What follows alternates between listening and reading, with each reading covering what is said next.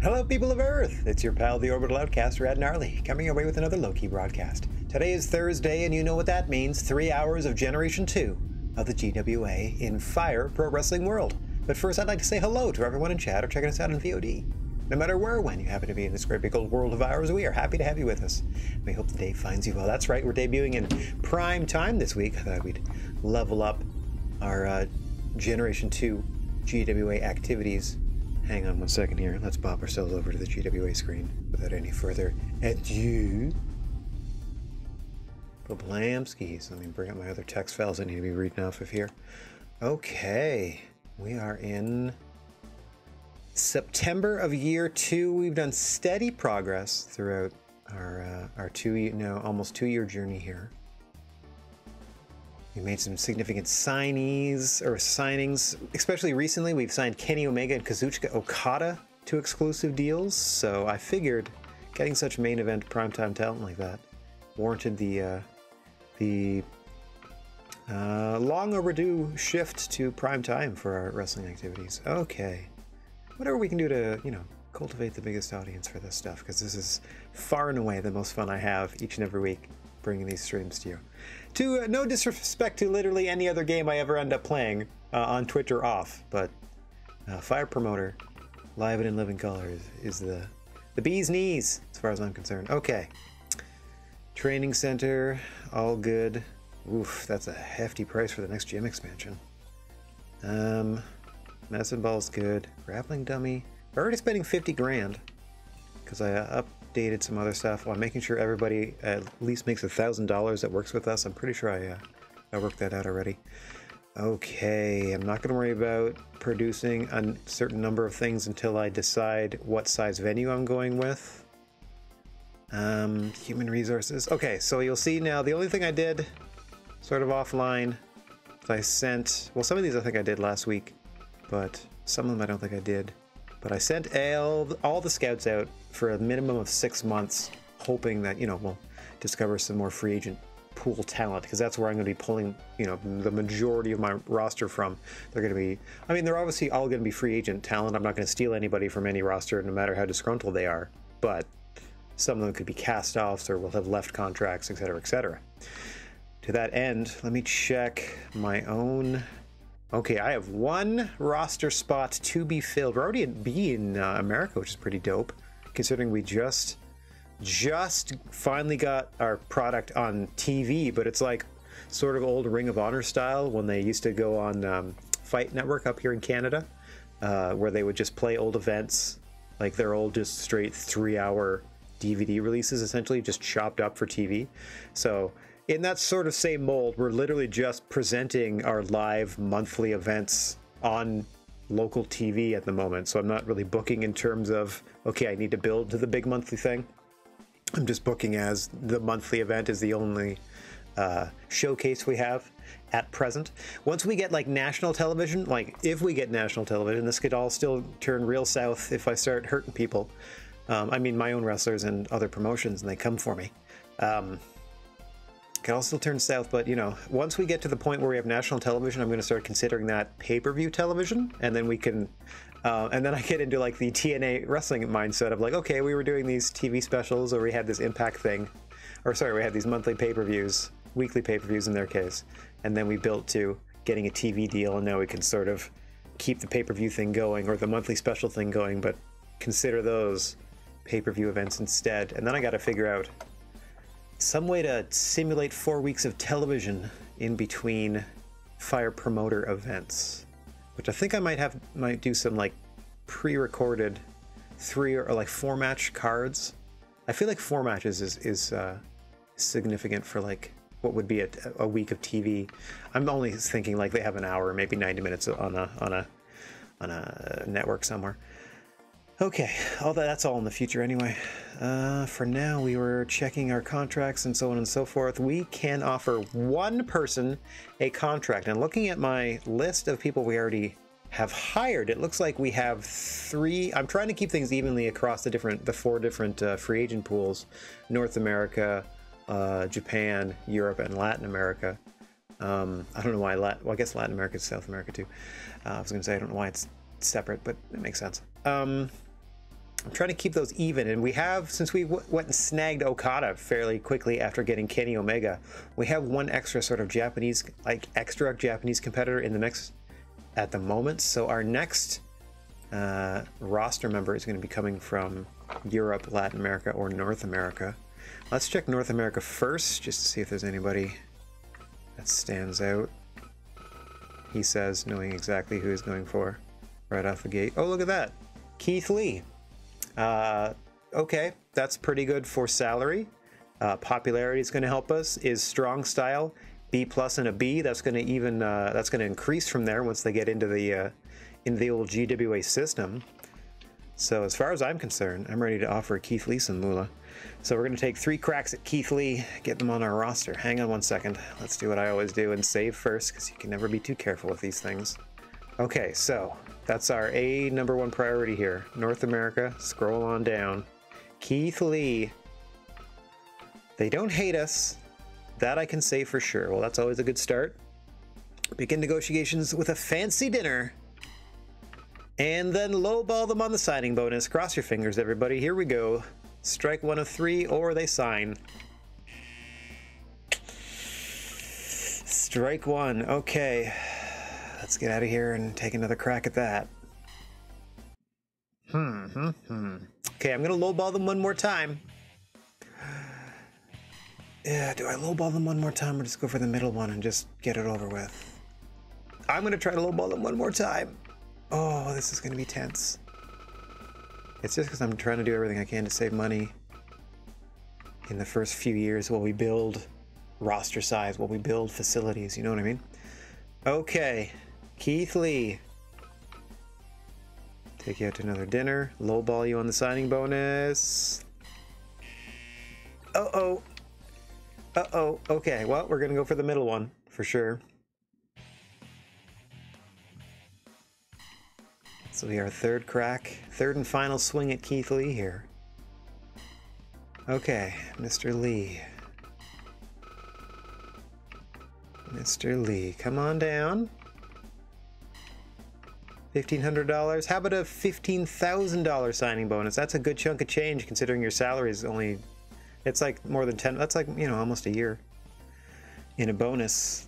Here we go. Oh no, Keith Lee. That's 3 strikes of Keith Lee, so they are not signing with us. That sucks. Okay. Oh, I can offer oh no, I can't offer contract. I was gonna say I can try somebody else. No, I can't. I gotta back out. Okay, so that was 3 strikes on Keith Lee. So they are out of the mix for now. That was our #1 priority in North America. Let's try Latin America. Ray Fenix, come on down. Not the high caliber signing that I was hoping for, but... Oh no, Ray Fenix, why? Okay. So Keith Lee's out. Now Ray Fenix is not too happy. That doesn't work. I'm heading on over to Europe to try to sign somebody. Come on, guys. We are promotion on the rise, and we would love you to be a part of it. We're just trying to be very reasonable in what we pay you. I will raise your salary to $1,000 very shortly after you sign, Ray Fenix. Uh-oh. Okay, now we're going to try to middle ball, not low ball. We're going to try to medium ball Ray Fenix and see if they sign. And then if they say no, I gotta find somebody else in Europe. Okay. Scouts have been sent out. 10 grand for you. How's that sound? Whoa, no thank you. Okay, we are striking out all over the place. This was my short list of like the top pick in my estimation in each category. And I've been rebuked. 2 for 2 so far. Oh dear. Okay, so Europe. Obviously, I'm going for Drew McIntyre. I mean, his popularity in the current area isn't great, but B+, attack and defense, and salary we can afford. Like, we're gonna like top out at around $1,500 a month for most talent. Kobashi is the only one that's making like significantly higher than that, and that's because we brought them in right out of the gate to be our star attraction, and so far it's sort of worked for us. So here we go, trying to sign Drew McIntyre. We had him, and I've been actively trying not to sign people that we had in the first generation of the GWA, just for whatever reason. I'm just trying to like mix things up for myself. But Drew we had at the end of the Fed's existence. Like he was maybe our 51st or 52nd signee when we only had 52 roster slots or something like that. Like very close to the end. So I only got to use him for a couple weeks, I would think. So having him from this early seems like a good idea. So we'll give him a whirl. Okay, Drew. We're trying to lowball Drew. Come on down. Ba-boom! All right, Drew McIntyre agrees to sign with us. Let's check that out. Okay. Drew McIntyre. Drew McIntyre here. Drew McIntyre here. Finally. Let's get up to this. And that is actually the last open roster slot we have at the moment. Okay, I'm going to see how well this show does, or I'm going to try to generate as much money as I can on this show, and then next month before we book, I mean like next month in game before we book the card, we're going to also expand our gym first, because we would have to before we sign anybody. So we're going to expand our gym next month. There's no sense doing it now. Well, I can take a bite out of next month's profits, and we'll try to get these as high as possible until then. Okay, I don't know if I need to hire anybody else in. Let's see what I can do with the talent I have on hand. Okay, Drew McIntyre, welcome to the show. Okay. Now.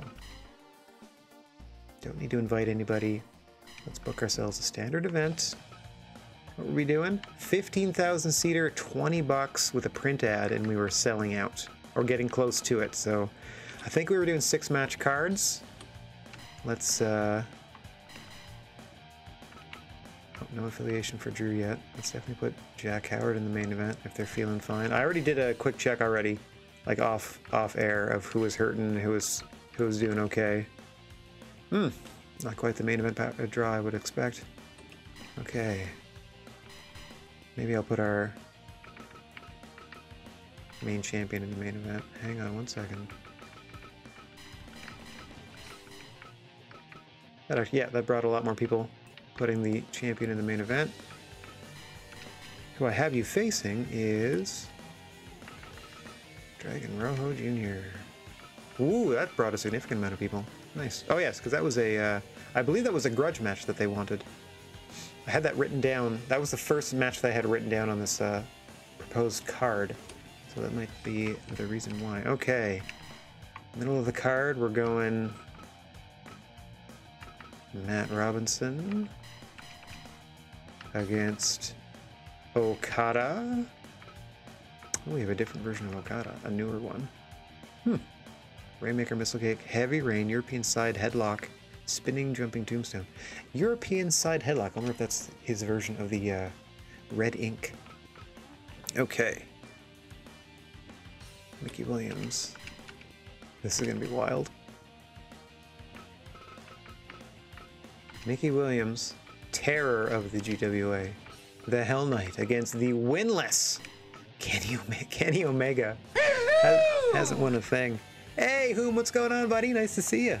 Hope you're having a good one. Welcome to the primetime debut of the GWA. Okay, that put some butts in seats. Oof, we only have 2 more matches to book, and we're not even half full, though. Or we're about half full. Okay, Bill Bullock here in the heel roll.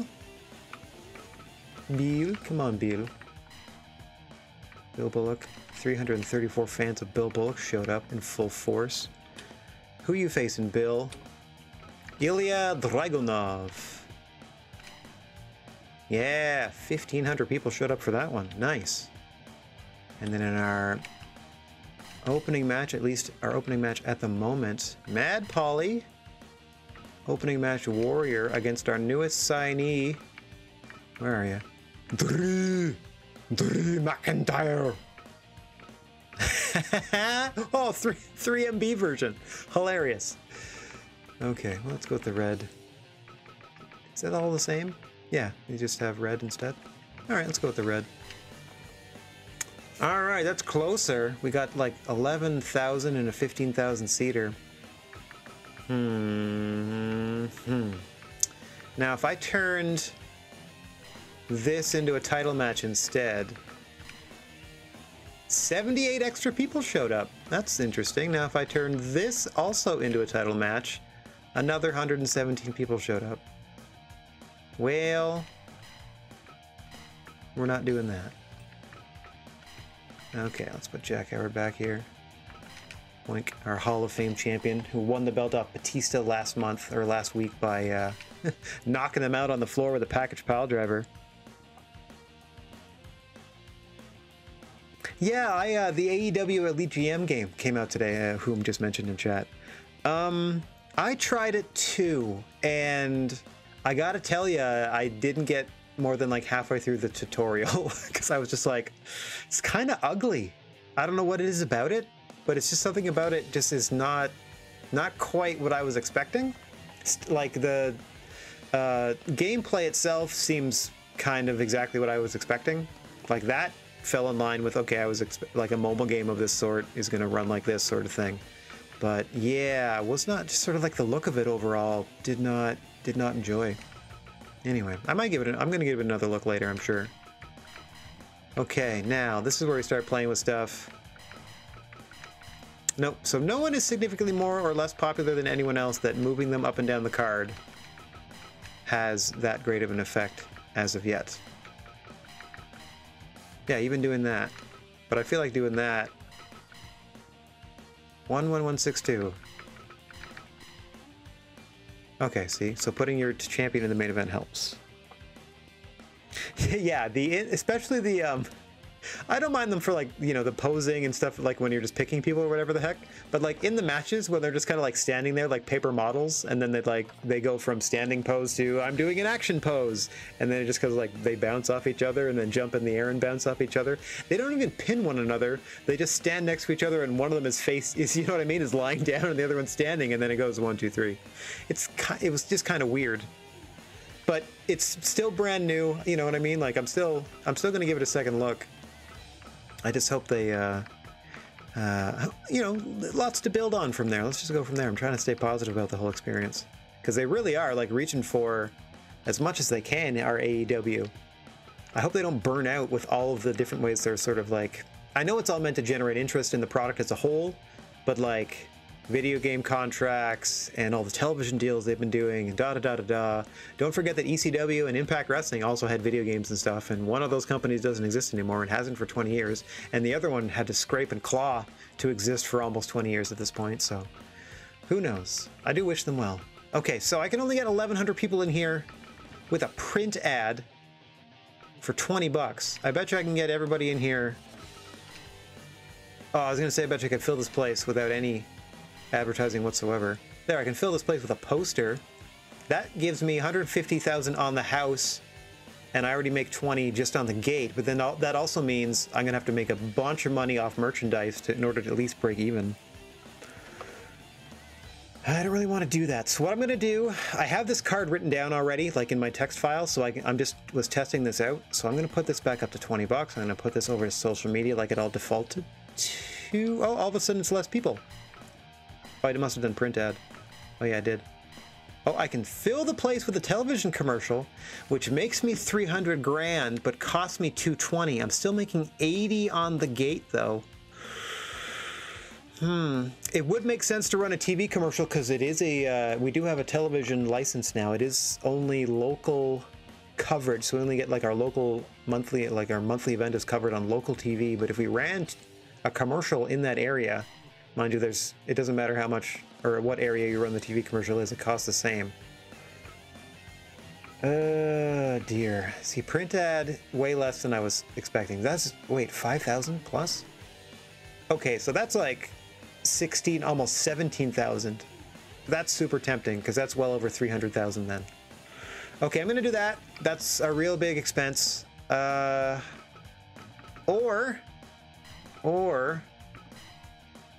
$70,000. If I'm gonna leave this a print ad, I'm gonna go see if I can hire 2 people to add a 7th match to the card and see if I can get a bunch of people to show up for that 7th match. Because the rest of my personal roster is hurt. Yes, then lose all unsafe changes. That is okay. Let's see if we can get some friends in here. I do know that that Impact likes us, but I don't know. You know what I mean? I don't know if I should try to grab. Let's see. You would need at least an A popularity, and the lowest salary I could possibly get. Matt Cardona. Okay. 9 grand. I guess it matters, eh? Like, the more popular they are, the higher their salary. Ah, sigh. Doc Gallows and Matt Cardona are tag champions together, it looks like.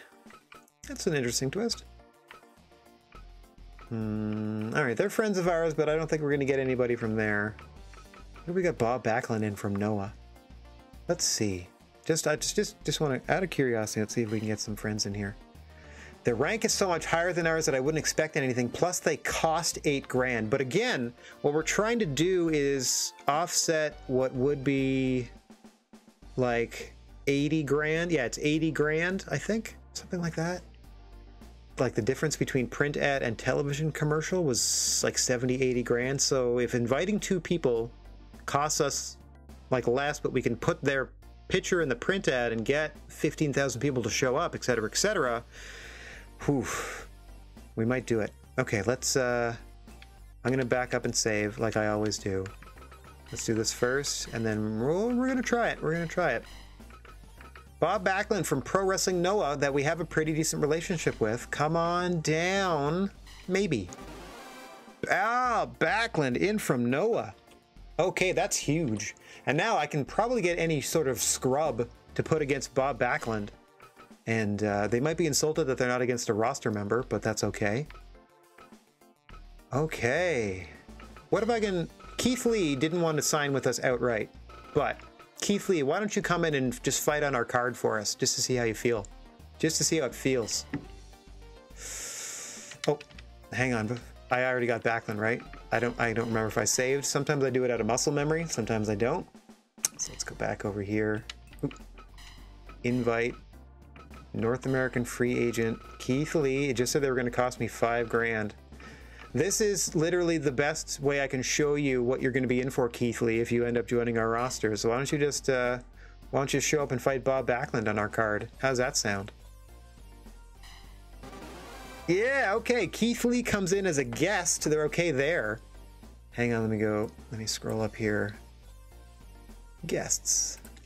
Bob Backlund in. You may remember that at the very beginning of the existence of the second generation of the GWA, we did a dark match where I mistakenly put Bob Backlund in it when I meant to put in Larry Zbyszko. Way, way, way back when. And now they're coming in as a member of the Pro Wrestling Noah roster, as well as, one second, Keith Lee guesting. Okay, like I'm literally just going to put the 2 of them against each other as probably in the middle of the card. Let me see. Yeah, between the Kenny Omega and Kazuchika Okada matches, I'll just slip in Keith Lee versus Bob Backlund, or rather probably Bob Backlund versus Keith Lee. We'll probably have Bob play face in this one. It's not Mr. Backlund after all. Okay, so let's save that quick. Now, with a new 7-match card that we did spend an extra $15,000 on the talent.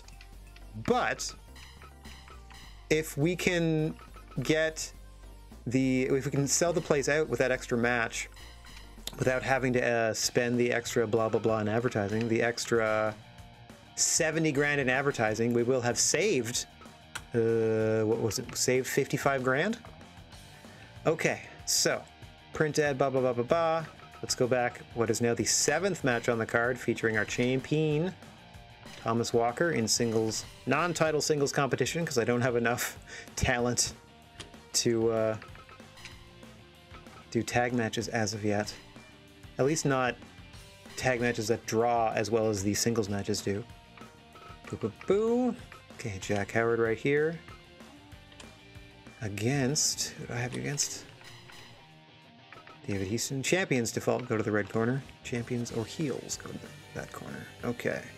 Now we had Matt Robinson, de facto heel in this one. Facing Okada. Welcome, Okada. At least this new version of Okada. Okay, here is where we put our guests. What's up, free agent Keith Lee? Oh, cool. 4 versions. There's his like sort of indie look, and then Vince is like, cover him up! Get that man a singlet! Okay, Keith Lee against from Pro Wrestling Noah. What title do you have? Oh my gosh, it does have Mr. Backlund. That's funny. What title do you have? Bob Backlund? Okay, it's a tag belt. Perfect. I don't have to worry about it. Okay, what else did we have underneath them? We had Mickey Williams. Fingers crossed that we can pull this off too. Mickey Williams. Kenny Omega. Ooh, we're at the 9,000 mark. 95, but we only have 2 more matches to book. They better be insanely popular. I don't know. Bill Bullock. That didn't move the needle hardly at all. Ilya Dragunov, how you doing? Way better than Bill Bullock. And then we have Mad Polly against our newest signee, Drew. Where are you, Drew? Oh, that's close enough. 1450. Didn't quite get there. Let's see. So that's 20 bucks a pop.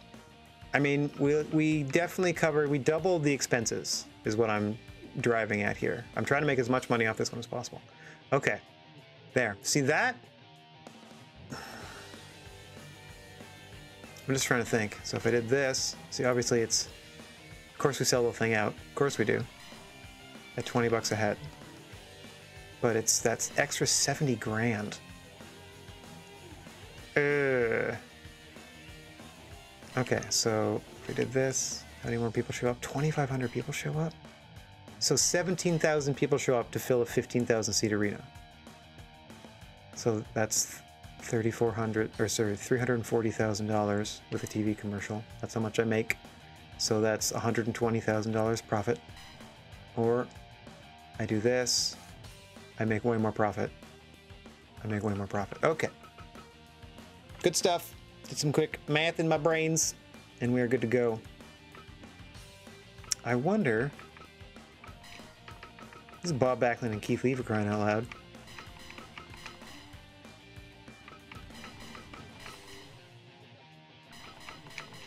Okay. Okay, so that didn't make a difference.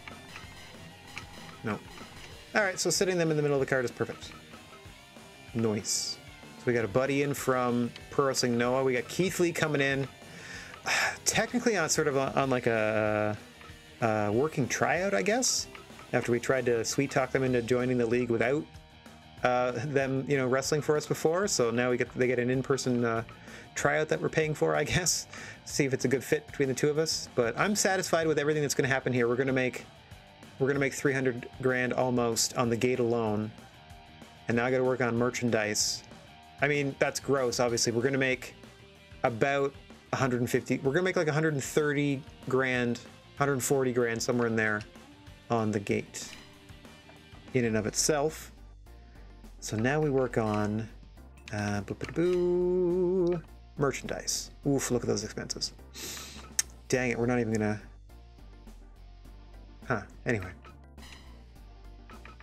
Anyway, we are in a 15,000 seat arena. We have to do these. I'm just gonna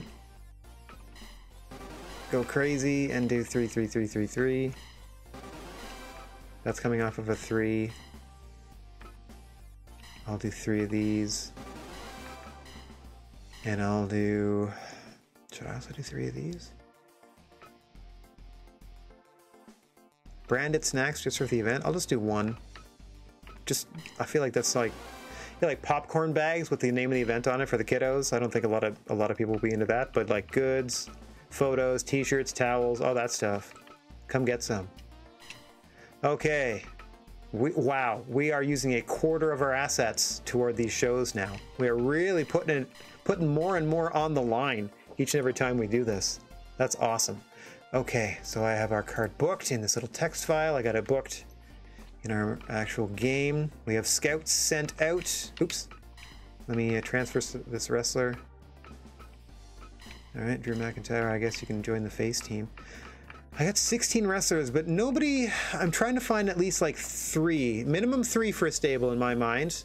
Optimally 4, but I'm trying to find like 3 or 4 people that I sort of like in my mind, they can click together, that they would make sense to actually be a faction together, but I'm not really finding any threads. Hey, what's going on? Well, there'll be 1,000 wrestling ice cream bars there. That's the branded snacks. What's going on, Juice?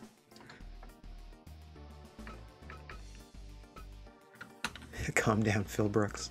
Yeah, Phil Brooks' legendary pipe bomb promo that didn't do anybody any good whatsoever. So, good work, Phil. Okay, we're done in here. I'm gonna save it again just in case. So I've made all our goods and stuff. Paid all our like maintenance fees. Haven't expanded. We're gonna try to expand the gym next month based on how much we make here. We're putting 1/3 of our assets on the line. Let's hope our 2 buddies show up. We do have that 3 strikes and you have to deal with it policy. So cross your fingers that everybody shows up for work. Like if Keith Lee no-shows us, I'll be real pissed. Okay, good. So in the main event, the grudge match between Dragon Rojo Jr. and our champion Thomas Walker is finally happening. It came out of nowhere, but we put it in the main event anyway. That's the only incident I want.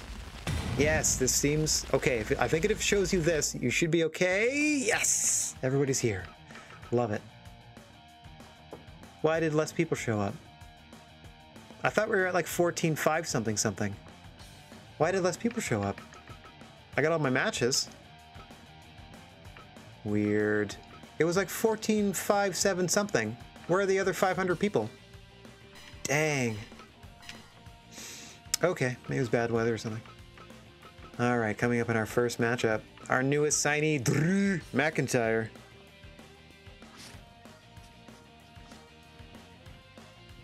Oh, good. So you're not into a 3rd day of suffering there, Juice. I'm glad to hear you're feeling better. Anywho, newest signee, Drew, against the stalwart opening match warrior, Mad Polly.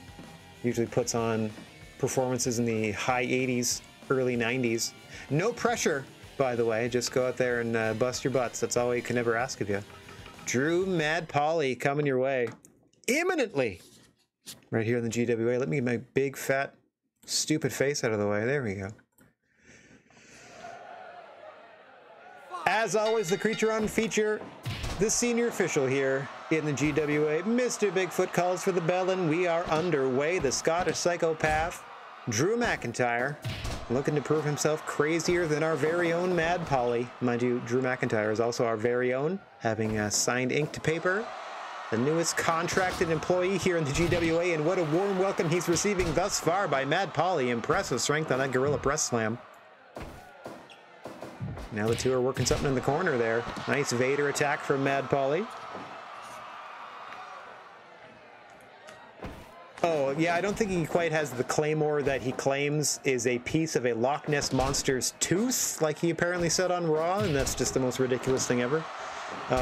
Also, what I heard is that sword that he uses, or at least the first sword that he used when he started doing that gimmick on Raw, was Vince's. It was one from Vince's house that he brought with him and was like, you should use this sword. Or sorry, you should use this sword. It'd be such good shit. Just look at the size of it. But he definitely has his very deadly Claymore kick that could come into play at any moment from Drew McIntyre. Now Mad Polly trying to take over on the floor, but not looking so good so far. There are no disqualifications or countouts on the floor. Mad Polly knows it well, and Drew McIntyre obviously did a little bit of studying up here as he's thwarted Mad Polly's every effort. Here we go, slowing things down with the Boston Crab. You can see our international broadcasting team, none of which you will hear. You only hear my voice. Oh, these other schlubs. Look at how many people it takes to call this sport in different languages. In English, just this guy. I think the guy down here in the pink shirt, speaking of the commentary desk, has like a faint mustache. Kind of reminds me of Raymond Rougeau when he was doing French commentary for WWF.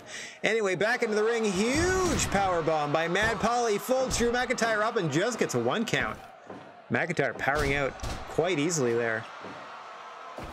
As we are barely 5 minutes gone in this one. Oh, exchanging backbreaker variations or shoulder buster variations.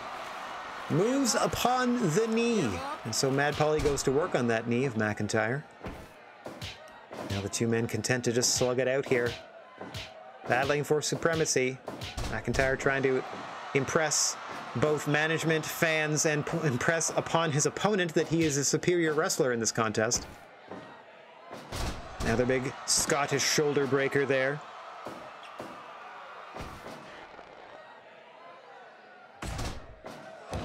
Oh, big splash to the back.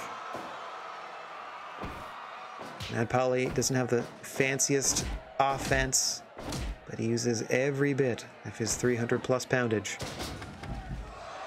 Now Drew sending Polly to the floor, but Polly scampering right back in. Yeah, if y'all are down and you got space in the crew. Yarr! I'll play some Sea of Thieves with you. Put it on the Xbox last night. Nice backbreaker slam there. Combination, I'm going to say popularized by Gene Knitsky, just because they used it a lot during the A1 Climax. Oh my gosh! That might very well be the climax for this match, as Drew McIntyre, with a beautiful overhead belly-to-belly, sending Mad Polly to the floor, but quickly playing a little cat and mouse to get his breath back. For a moment, it seems, into the cover. 1, 2... Polly just rolls the shoulder at 2.9. Boom, and a big double stomp off the ropes this time. And Polly, big swing and a miss, and here comes Drew off the ropes. Claymore kick to the side of the jaw, into the cover. 1, 2, no! Mad Polly out again! Back to the shoulder goes Drew McIntyre, looking for that knockout shot, quite literally, if he goes for the Claymore again. Mad Polly trying to fend him off. Boom, and there's another Claymore! But Mad Polly gets back to his feet first. Trying to avoid Drew for the moment to get his senses about him. Eats a suplex, this Mad Polly. Drew pressing the advantage. A little winded himself. Off the ropes he sends Mad Polly. Oh, thought he was going for a Claymore, but a big lariat instead. Mad Polly ties him up in the Tree of Woe. Repeated kicks that were a little below the belt. Ref might want to check on those. And another air raid crash, but Mad Polly's feet are under the ropes. Look at him scrambling for a little surcease, little time and space to get his win back. Drew McIntyre obliging him by sending him to the floor, but he follows him out there to continue the brawling. Oh, another big backbreaker slam by Mad Polly, hanging in there, as you know he does. The opening match warrior, Mad Polly, with an impressive gorilla press slam, aiming for the commentary table, just missed. Oh dear. Oh, gut check time there for Mad Polly, as Drew McIntyre finds a little time to catch his wind. Boom, back to the shoulder breaker. Polly fending him off for now. Oh dear. Oh, a whip. A powerbomb whip on the floor. And Mad Polly retreats to the safety of the center of the ring, the only place you can end this matchup.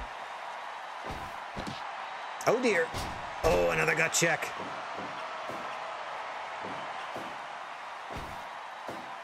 Polly responds with another powerbomb, folds him up. 2! McIntyre barely rolls the shoulder, and we fight on. 15 minutes deep into this, Drew McIntyre's first match in the GWA, off the ropes again. Big lariat to Polly. Another. You know he'll be trying to set him up for that Claymore eventually. Mad Polly with a lariat of his own, big splash. 1, 2. McIntyre out at 2. Both men putting it all on the line for the delight of the GWA fans. Oh, I thought he was going for the Claymore. Here it could be. Claymore!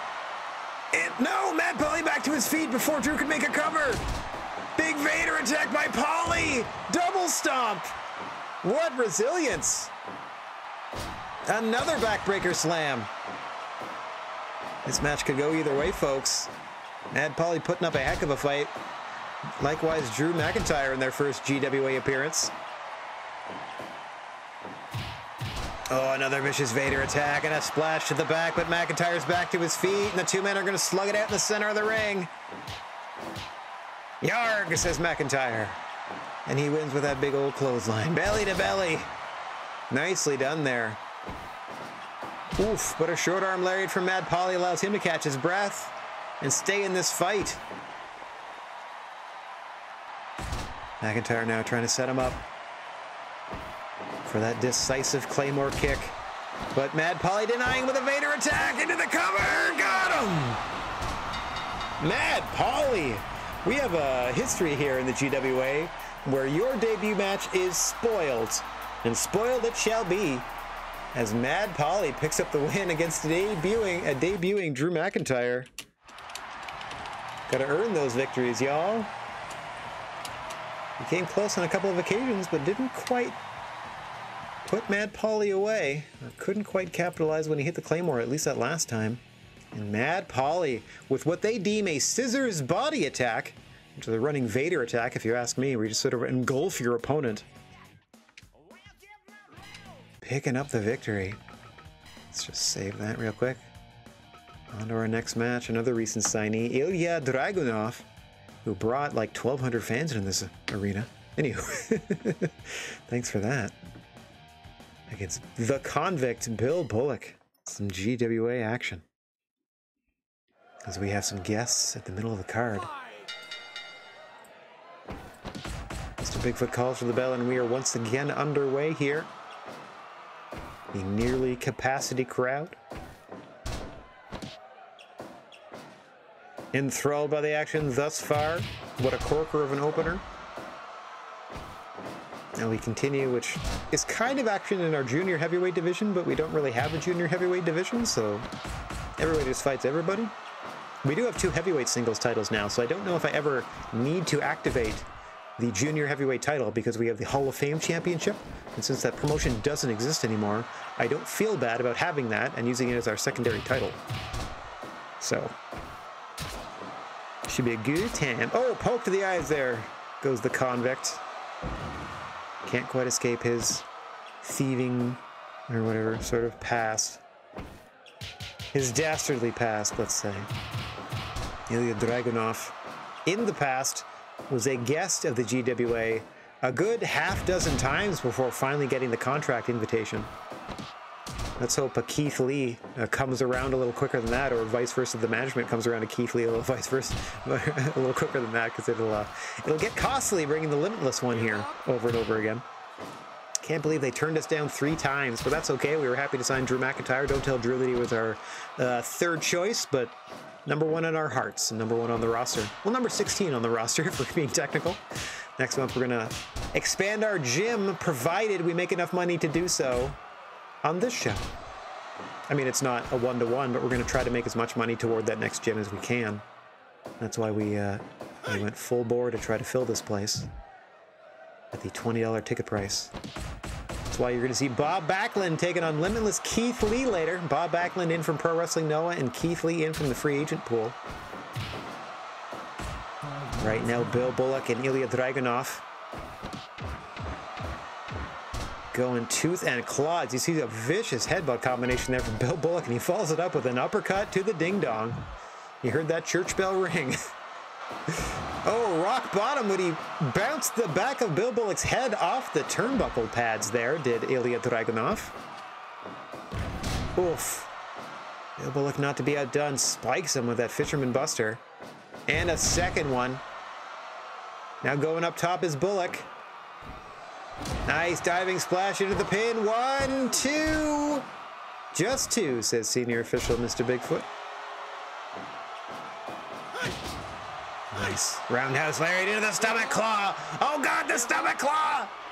The most dreaded move of 1981 through 1983 inclusive.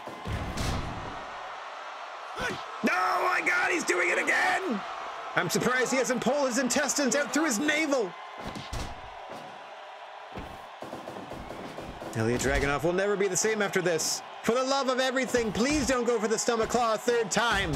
He's just one man. He can't take it anymore.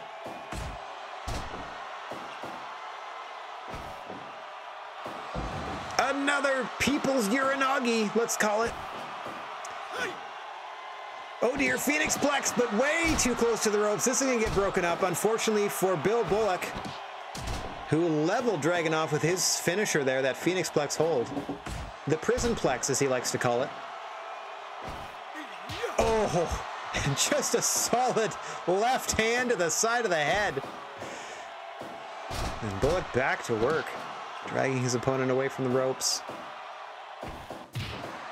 Working on that midsection, softening him up from that devastating stomach claw. We saw it earlier. Oh, whoa! Pump handle powerbomb. 2. Almost steals one to Dragunov. Trying to stem the offensive momentum of Bill Bullock. Nice falling lariat into the cover by Dragunov. 2. Almost puts him away. A pair of near falls there for Dragunov, and Bullock spikes him with another Fisherman Buster back into the Iron Claw. Dear God! Don't do it! Oh, he submits to the Iron Claw. There's only so much a man can take. Oh, no. Oh. I will inform Ilya Dragunov's next of kin. Oh, the Iron Claw. No! Okay. Beat Dragunov. Hey, 91%. And he won with a stomach claw. Somewhere Von Erich is crying. Mostly because their family's real sad. But they're also crying because of the stomach claw.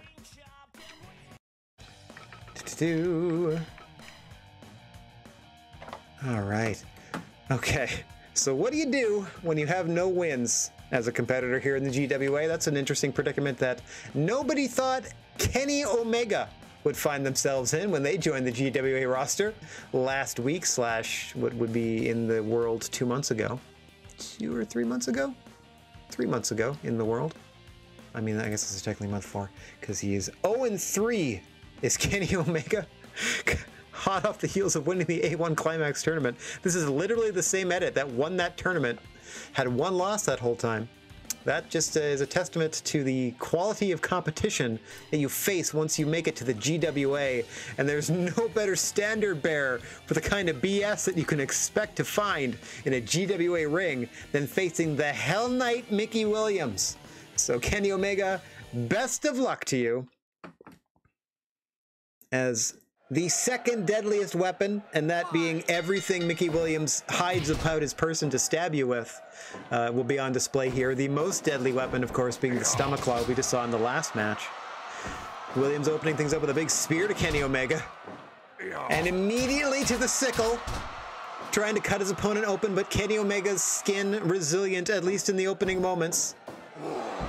That's Mickey Williams' finish, at least according to this edit. So able to hit a signature move, the scythe, and a finish on Kenny Omega in the opening moments. Strong start for the Hell Knight now as he grabs him into that torturous headlock, trying to rip his hair out. Kenny Omega's first bit of offense, a short-lived bow and arrow submission attempt. Mickey Williams definitely does not want to let the best bout machine, cleaner Kenny Omega, get in the groove, because his groove involves a lot of V-triggers to the face and or back of the head. Mickey Williams, I can confidently say, has never seen the likes of Kenny Omega in a real-life ring, and vice versa, as Mickey Williams does not exist outside of the confines of the Fire Pro Wrestling World universe. Don't let him know that, though.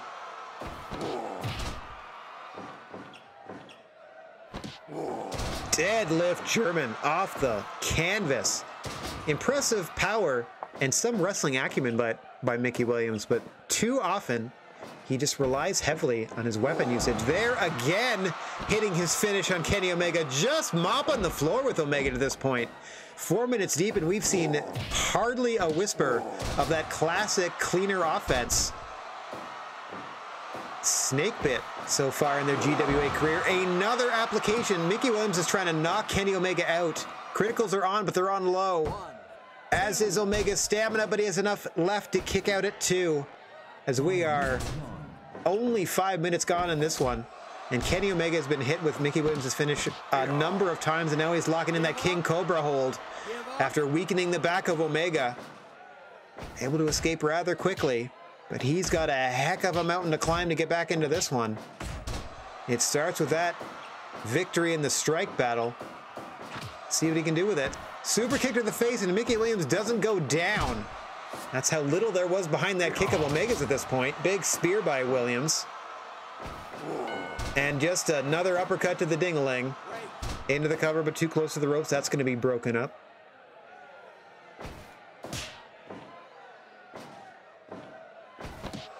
And now biting the forehand of Omega, and he's finally succeeded in busting his opponent open. You can see the blood down the face and onto the chest of Kenny Omega already, as if he didn't already have a lot of work to do in this matchup. Now he's busted open, smartly sending Williams to the floor. V-trigger by Omega, as Williams had to drop that cane, was arguing with the ref and took a V-trigger to the side of the head. Kenny Omega got a quick 2 count there. Impressive work considering the lack of offense to this point for the cleaner, who, as we said, has been taking the majority of the punishment in this matchup, to say the least.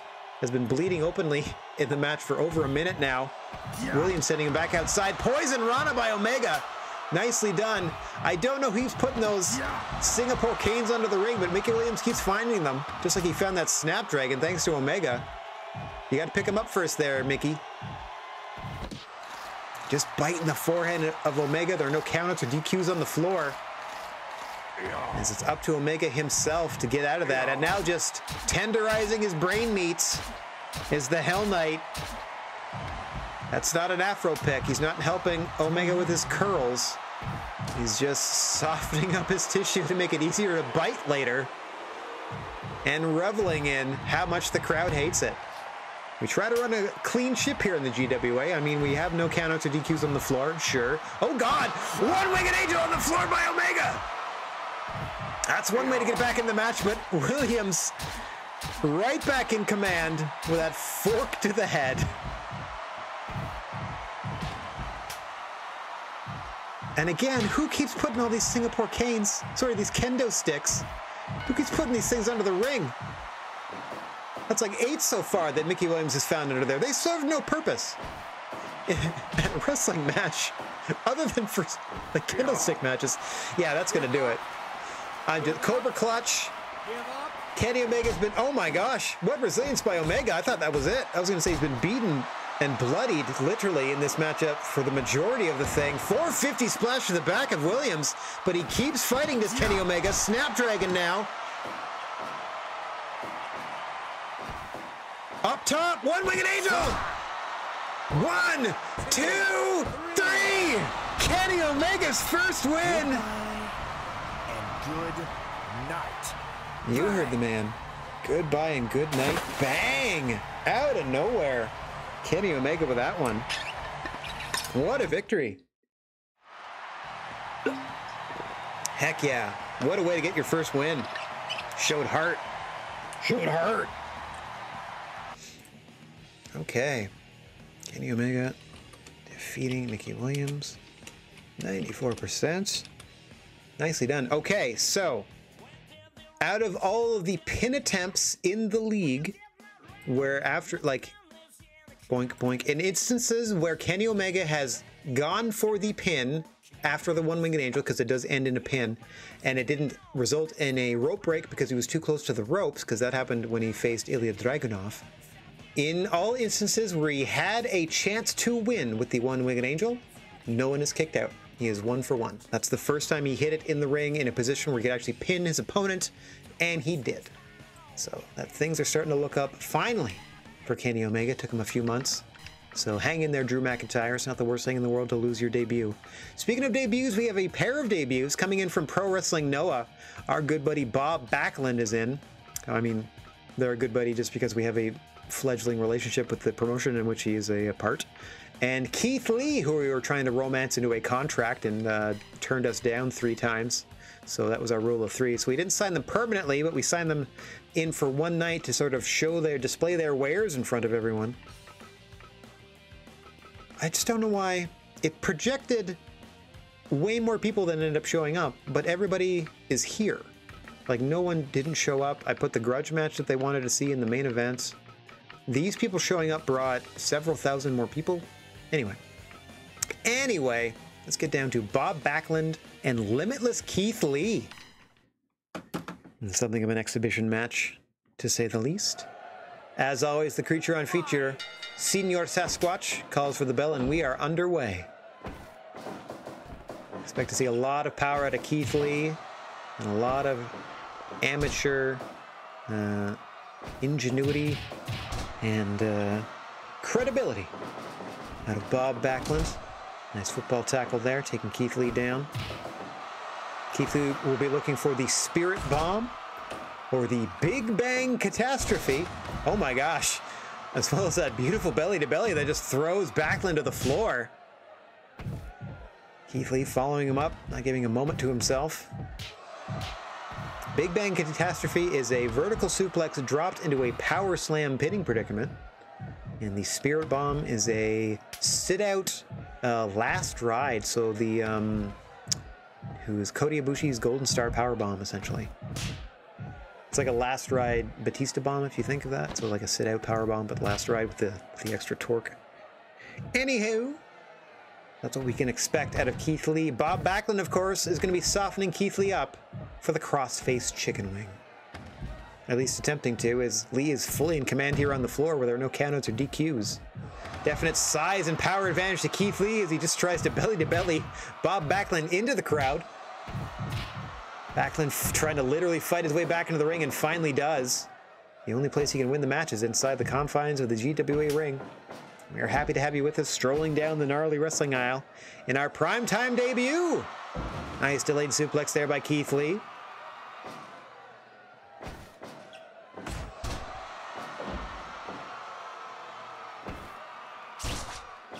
Bob Backlund, pound for pound, one of the most successful performers in the history of the WWF.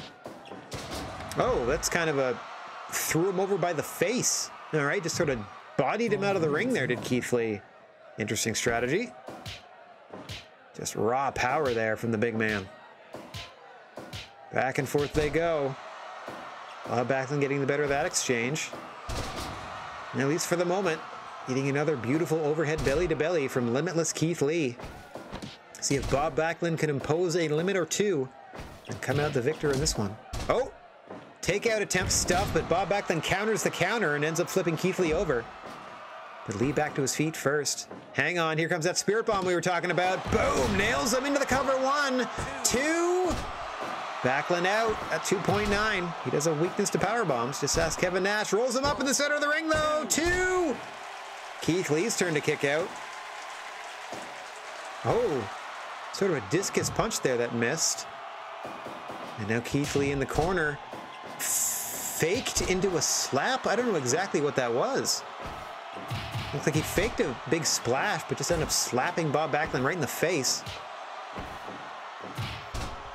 Now again, Bob Backlund rolls him up. 2. Another kick at 2. Crowd's starting to get into this one. Oh my gosh. Now they're going to fry Takayama.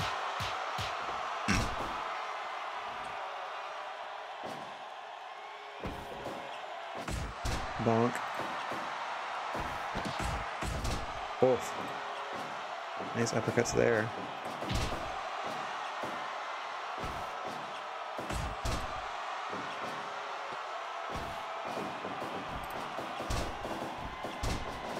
Boink. There we go.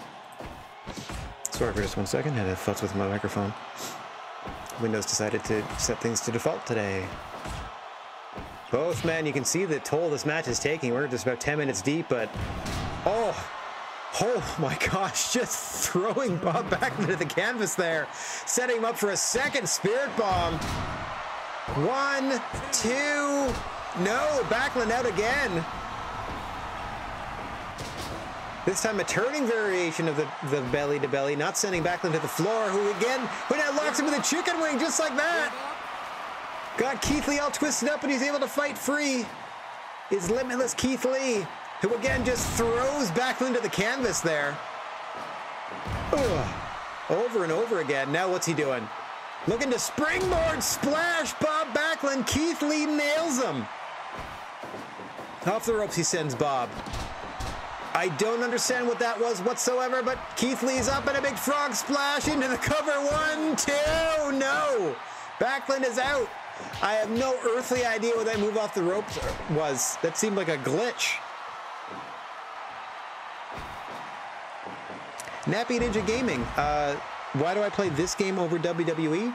This game, or this mode of the game that I am playing in particular, doesn't exist in a WWE game. I am literally the promoter of an entire promotion in a wrestling landscape that includes 16 other real-world promotions, all of which have been populated by edits made on the Steam Workshop. So I don't play WWE because it doesn't allow me to enjoy the entire wrestling universe that I can when I play the Fire Promoter mode in Fire Pro Wrestling World, where I'm literally battling to be the best wrestling organization in the world. And that's why we're bringing you action like this. Keith Lee and Bob Backlund. Keith Lee with another spirit bomb, looking to put Mr. Backlund away. 1, 2. No, Backlund kicks it 2. Also, the sim, like, I don't play the matches too much or at all in the Fire Promoter mode. I just book them and comment on them, obviously. But I find the actual matches that they put on in the ring more entertaining and somewhat more realistic, quote unquote, than the matches that you get at a WWE. Obviously, it doesn't have all the fun tables, ladders, and chairs, oh my, and weapon shots and all that fun stuff. Not to that extent, for sure, but certainly has its charm as a pure, or a more pure wrestling sim sort of game. Thanks for asking, though. I do appreciate filling people in from time to time on my love for this Fire Pro series. Been playing them since the days of the Game Boy, and here comes Bob Backlund. He would have been active in the Game Boy days. Back to that Fry Takayama punch spot. Shades of their pride match.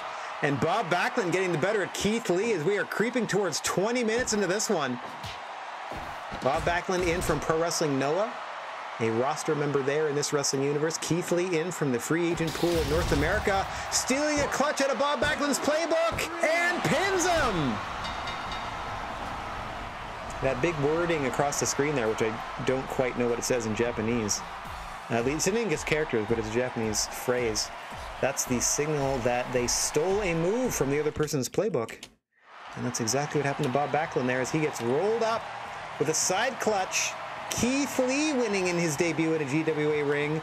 100% satisfaction. That technically translates into a 5-star match. I mean, if you want to get silly about it. Okay. Well, that was a strong middle of the card, wouldn't you say? And we're going to keep rolling from there as we have a newer version of Kazuchika Okada. We got a different edit. I'm slowly replacing the official New Japan edits that came with this game, or that you could buy for this game from DLC. Oh, that's another reason. Hang on. Bink, bonk. There's a lot of different DLC elements to this game, so not only like you had to sort of a la carte buy career modes and stuff like that, but those career modes are, hey, you start as a young lion in New Japan Pro Wrestling and fight your way to the main event of Wrestle Kingdom. Or I don't know if there's a female one, but there's a heavyweight and a junior heavyweight that do New Japan. And then there's another extra storyline that's a heavyweight sort of championship road, is what they call their career mode. That was written by Suda51, who you might know from, I think, No More Heroes? Some other game franchises. Anyway, he wrote the storyline for an old Super Nintendo Fire Pro game. A crazy storyline where, like, you and your best friend come up in the wrestling world together and then end up fighting each other in the main event at a huge show for the title. But in order for your best friend to get, like, an emotional advantage or something against you, he murders your girlfriend, I'm pretty sure. And then at the this is a spoiler for a game that's like 30 years old, and I couldn't even tell you which of the Fire Pro games it is. Anyway. So your best friend like murders your girlfriend or something like that as motivation for your big title match. And as far as I understand, in the original version, when you win that title match, getting revenge for your deceased significant other and so on and so forth, and vanquishing your former best friend, you off yourself in the closing moments of that game. So the sequel to that storyline, originally written by Suda51, and again, the sequel also written by Suda51, is another DLC option for this game. Again, something you're not going to get anywhere else, and sort of, to at least my mind, another point in Fire Pro's favor, to say nothing of all the strange and silly things you can do, and the tens of thousands of edit characters, ring parts, and custom moves, and like you can just do it. You can customize like everything. It's just way more freedom. I can't sell this. I can't sell this game enough. Anyway, let's see how Okada sells against the Divine Matt Robinson, former GWA heavyweight champion, taking on the Rainmaker Kazuchika Okada here.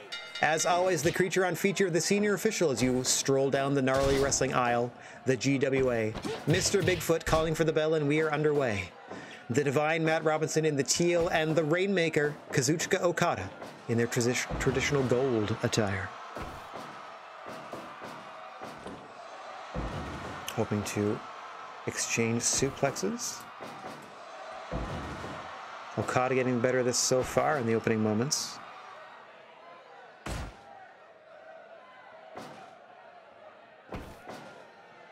Test of strength here, once again won by Matt Robinson, but can't really follow up on those forearms. There's another one.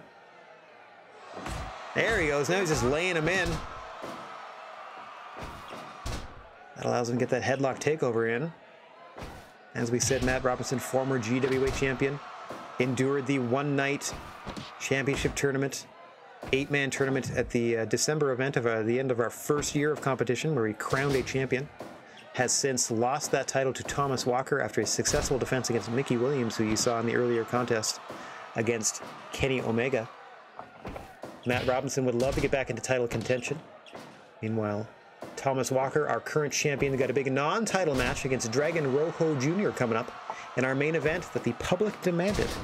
A grudge match to be settled in our main event of the first of probably 2 cards we're going to be running tonight. As we head ever closer to the end of our second year in this wrestling the end of the second year of this wrestling universe that we are in. And Nappy Ninja Gaming, if you happen to still be watching, I can do a quick tour of the rest of the wrestling landscape, so you can get a more broader perspective on why I prefer a Fire Promoter mode to a WWE Universe mode, for instance. I wouldn't be opposed to also doing some WWE stuff, but I'll always lean toward this because I can do some like backstage stuff that translates into better in-ring product, so on and so forth. Beautiful dropkick attack there by Kazuchika Okada, but you saw the Divine Matt Robinson just shake it off, just absorb the blow to the chest. Regardless of the athleticism of Okada, Matt Robinson having none of it. Okada, a fairly recent signee here to the GWA, also looking to get their feet underneath them, much like a Kenny Omega earlier today, getting their first win in singles competition. Nice backdrop suplex, Saito suplex there. Scoops him up for an air raid crash. Robinson starting to string the offense together into the cover, 2, and Okada out at 2.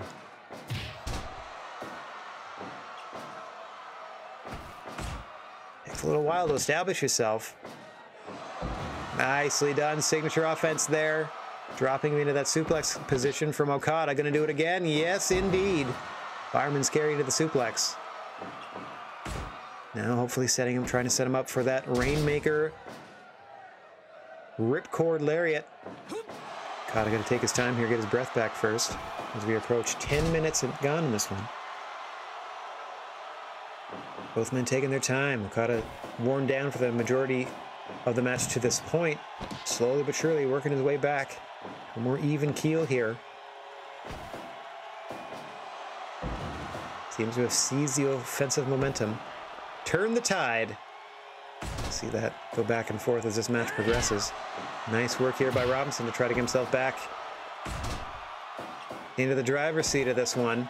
Okada with the go behind. You do not want Okada behind you. That's how you get hit with that Rainmaker. Here it is! Folds him inside out. 1, 2. Oh, Matt Robinson out at 2 at the 10-minute mark. Give up. Give up. And now Okada with that modified cravat. Slowing things down for a moment, and now sending Matt Robinson to the floor. You can see Okada needing to catch his breath and does so, center of the ring, allowing Matt Robinson to return. There are no DQs or countouts outside the ring of the GWA. Bear that in mind. Inside the ring, there is a 5 count. When you're holding a weapon, you can swing a weapon, you can hit your opponent with it, but you have a count of 5 to drop it. Oh, nicely done, just slowing things down. This is the move that won him the championship in the first place. Just a scissored sleeper, just choking the life out of his opponent is Matt Robinson. But Okada able to fight free. Off the ropes he sends him. Oh, poor timing from both men, and they are both down.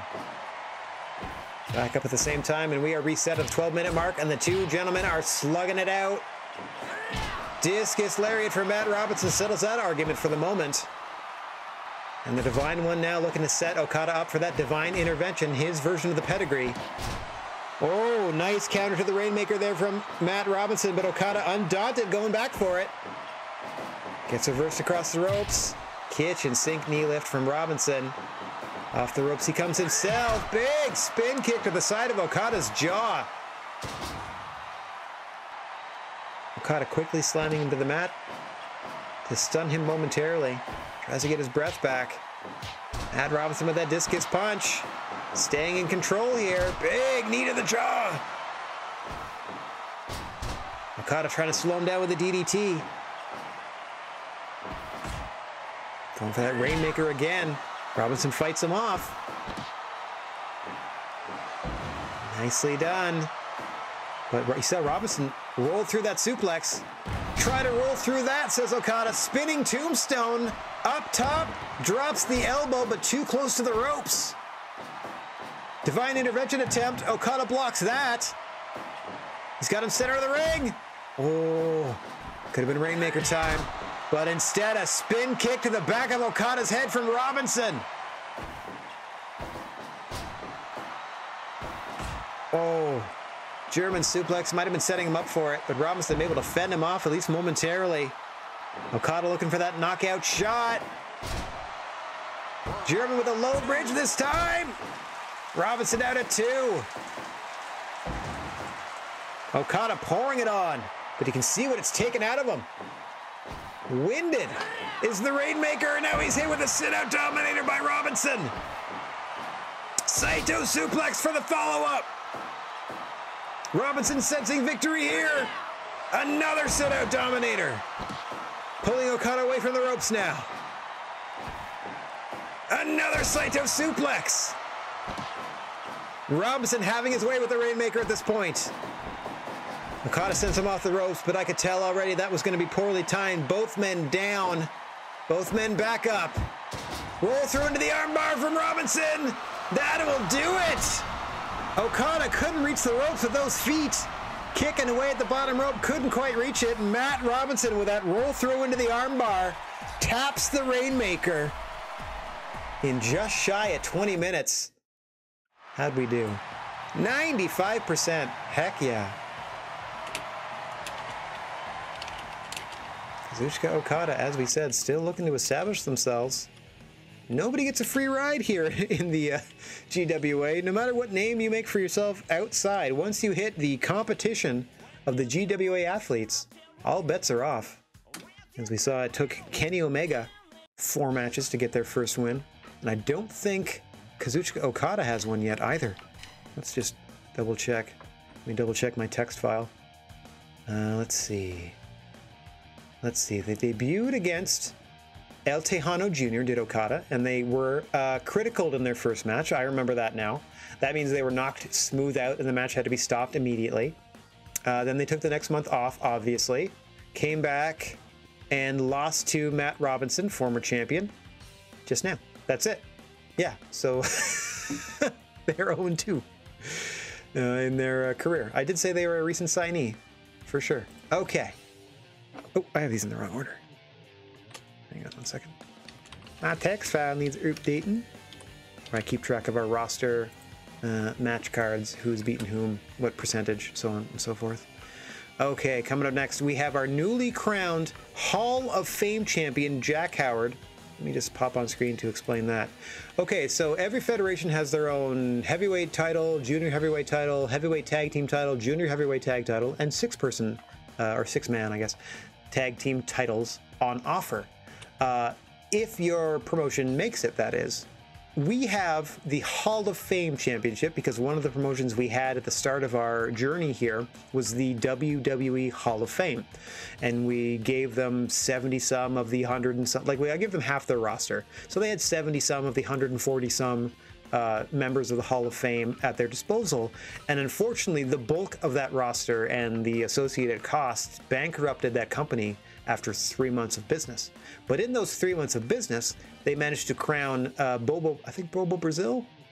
No, Pedro Morales. They crowned Pedro Morales, their inaugural champion, and then had Batista face them and beat them for that title on what turned out to be their final show. So what I did last week on this program, which would have been 2 months ago now in terms of the in-game timeline, was I invited Batista to our show, and they put that Hall of Fame championship on the line against our very own Hollywood hunk Jack Howard. And Hollywood hunk Jack Howard hit his finisher on Batista on the floor and criticaled him. Knocked him out cold on the floor. Referee had to stop the match, and we all sat with bated breath wondering, what does this mean for the championship? Thankfully for Jack Howard, that means he was crowned by referee stoppage your new Hall of Fame champion. So we now have 2 heavyweight belts in our organization. And since the Hall of Fame no longer exists as an organization in our world, I don't feel too bad about exhibiting the title here. It is a non-title contest, but just having more champions on the card brings more people to the show. To that end, Hollywood hunk Jack Howard, the Hollywood of Fame champion, if you will, taking on old friend / rival, Anti-Gravity Kid, David Houston. Now, there are a good half dozen wrestlers in the GWA, as Mr. Bigfoot calls for the bell, that do not have a real-life counterpart. They were default wrestlers that show up when you create a new promotion in the Fire Promoter world. The remainder of the rosters of every organization that we put into our universe are all real-world wrestlers as created by the members of the Steam Workshop. And quite a prolific and creative crew they are, let me tell you. As you see, a creative submission there, the Paradise Lock out of David Houston. Actually effective as a submission if you sit on your opponent and pull on their limbs. Mostly used as a comedy spot these days in the ropes. And by these days, I mean the last time I saw it was probably like 2018, but I don't watch much New Japan these days.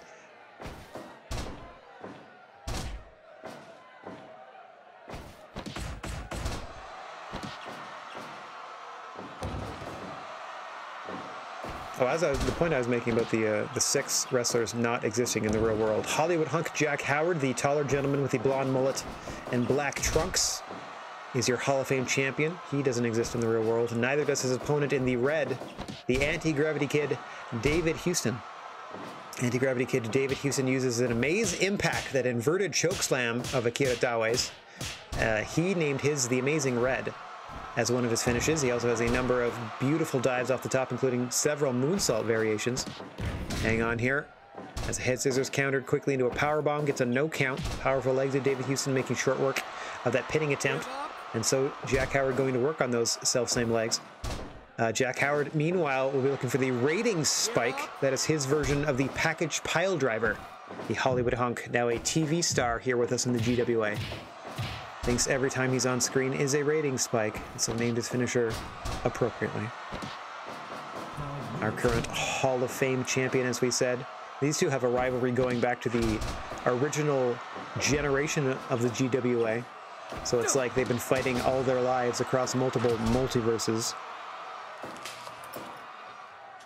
Destined to fight forever are these two. Nice discus layer by Howard there, looking to end the fight, at least for the evening. I'm sure they'll live to fight another day. Beautiful work there. That's almost a Bronco Buster by David Houston.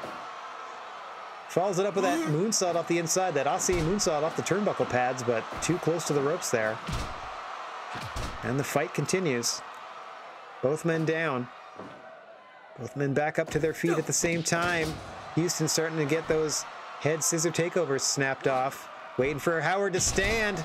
Missile dropkick to the side of the head from David Houston. Beautifully placed. Now sends Howard off the ropes. Round and round he goes. Another tilt-a-whirl head scissor variation there by Houston. The anti-gravity kid in full force tonight. Howard has no choice but to sort of slow things down here, just bodying Houston into the corner and then hitting that discus lariat to try to keep him down. Able to duck that maneuver, but Houston able to follow it up with a body slam and keep his advantage, at least momentarily. TKO by Howard there, but Houston shrugs it off immediately. It's going to take a little more than that to get Howard back into this thing. Houston also a prolific user as he eats a fist drop to the ding-dong. Make it 2 in a row from Jack Howard. That vicious signature fist drop to the ding-dong. Don't blame me. That's just what the animation looks like. Anyway, David Houston has a number of roll-ups, and roll-ups are rather potent in Fire Promoter. Upper kick from David Houston. That go to feet. Oh. As we pass the 10-minute mark here. Jack Howard, not the best track record against David Houston, has a point to prove tonight after successfully criticaling Batista to win a championship. Here it comes, rating spike. That's the move that put Batista down. But he's unable to follow up on David Houston, who fights his way back to his feet but is dazed. Recovers enough to get the advantage and a moonsault to the back of Howard. A second running moonsault from Houston. Now dragging Howard away from the ropes. Might be time for Le Magistral. No. Pulls him back to his feet. Unfortunately rolls him towards the ropes on that roll-up attempt. And has got to break it up. Howard's got a chance. And capitalizes with a beautiful half and half. Suplex just folding Houston over. Tells him to bring it on center of the ring. Rating spike. Houston into the cover. 1, 2, 3. Sorry, Howard in the cover. When Howard and Houston face each other, it always gets confusing for me. Hollywood hunk Jack Howard with a big bad win over David Houston. That's all I'm trying to say. That's all I'm trying to say. Hollywood hunk, how'd you do? 95%. It only took you like 12 and a half minutes, too. I don't record how long the matches take. Maybe I should. Boink. There you see his package pile driver did the work. Boink. Save that. All right, it's now time for your main event, the first main event of, or the main event of the first of probably 2 shows we're doing today. You're going to see, after we do the show, we're going to do a lot of maintenance and behind the scenes stuff. I'll do a quick tour of the other wrestling landscape just so you can get an idea of like what sort of stuff is main eventing or who's doing well. But for the moment, this was the big grudge match that people came out to see. We filled 14,000 of this 15,000 seater. We filled 14,000 seats of this 15,000 seater, but they paid 20 bucks a head, so we did okay. We made almost 300 grand on the gate alone. And they came to see Dragon Rojo Jr. against the Brilliant Devil, Thomas Walker, your current GWA heavyweight champion. The belt is not on the line in this contest, but Thomas Walker, your champion, who's going to be on the right side of your screen as we get to the ring, there in the black and purple. The Brilliant Devil, another fully created wrestler against Dragon Rojo Jr., who I believe is a roster member of CMLL in real life. And is with us here as part of our roster of international talent. And right away, your champion, Thomas Walker, going for that fork. We say this of the Brilliant Devil in every one of their matches. 98% of their wrestling moves, 98% of their offense would make them just a straight up a really good wrestler. The other 2% of their offense is sneaking that fork into their matches and cheating by using it. Now, Dragon Rojo Jr., fortunate to be wearing that mask, seems to have dulled the impact of that fork to the forehead. Didn't get split open, at least not yet.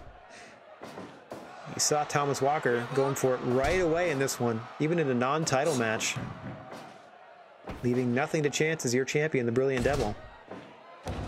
Headbutt to the small of the back. Interesting placement there from Thomas Walker, now just choking the man. I guess that's the other part of his 2% of nasty offense, is that choke on the floor as well. Thomas Walker, of course, part of what we can call the original 6 here in the GWA, part of the default roster. Dragon Rojo Jr., a very early signee, but that hasn't really translated into enough in-ring experience to really cement themselves. This is by far the highest point on the card they've ever reached, and only because apparently there was a grudge match that the fans wanted to see, and that's something that the game told me about before I booked the event. 1, 2.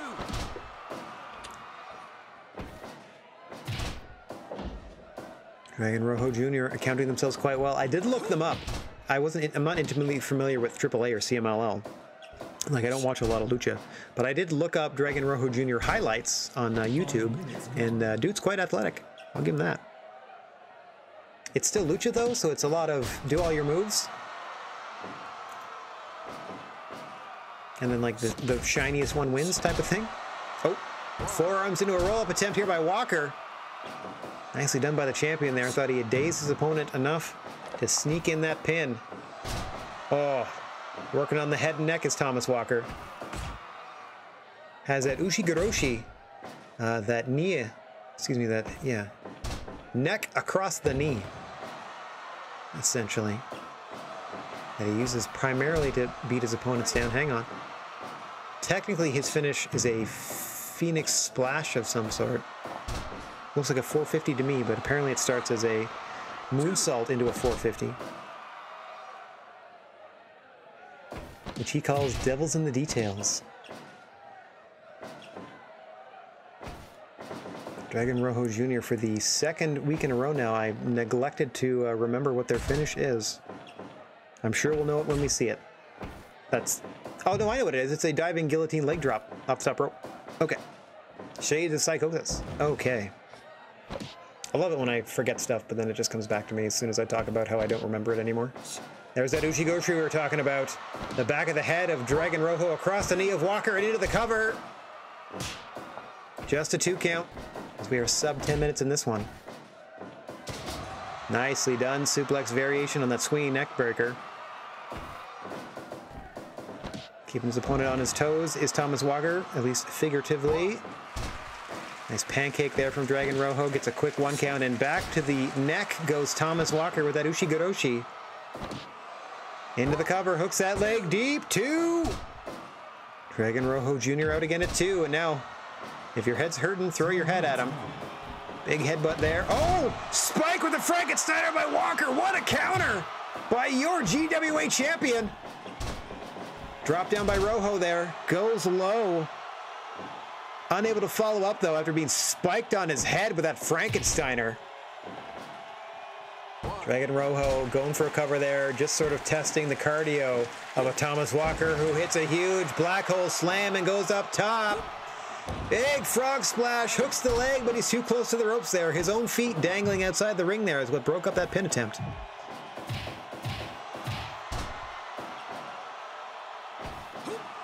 Boom, Sister Abigail there. Now throws him off the ropes.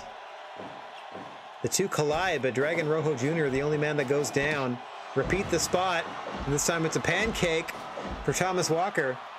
Dragon Rojo Jr. just stomping away, but the champion again maintaining that advantage with a chin crusher. He's been working the head and neck most of the match.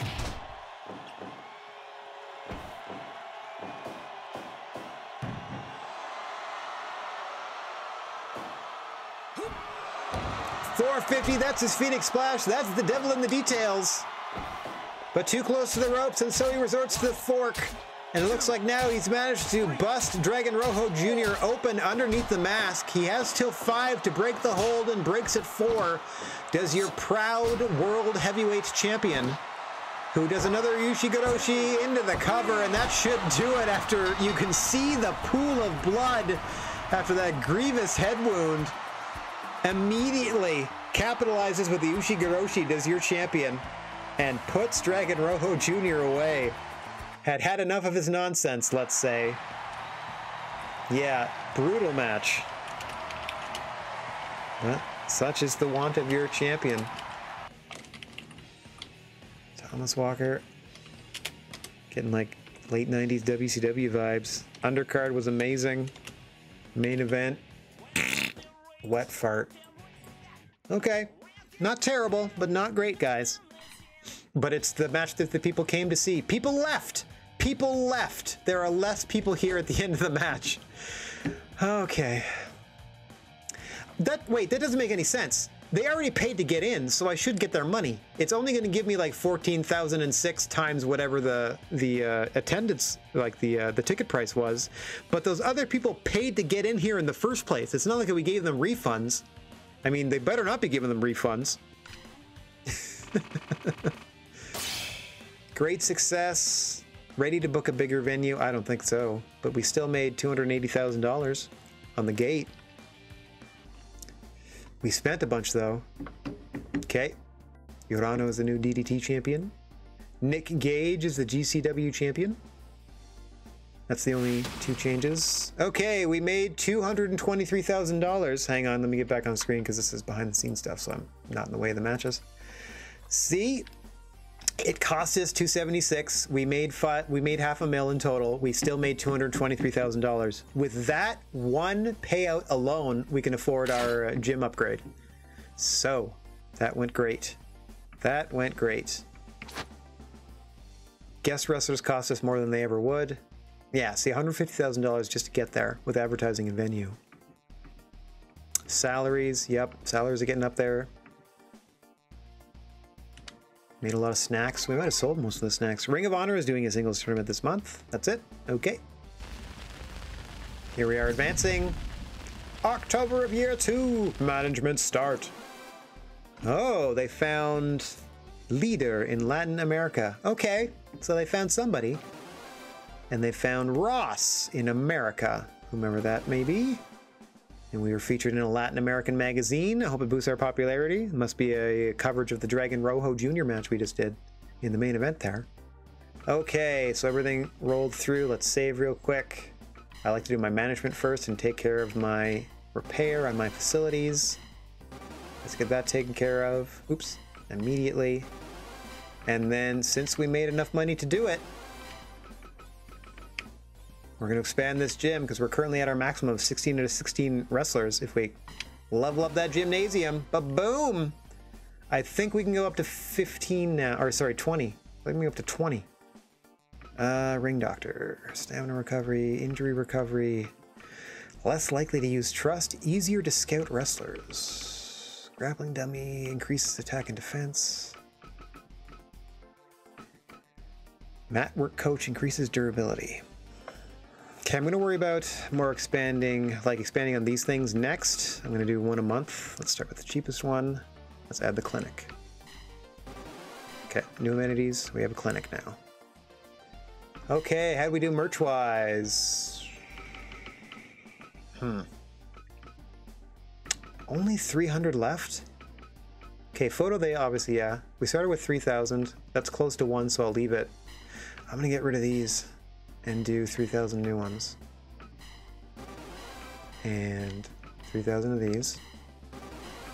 And I'm going to get rid of these and do 3,000 of these again.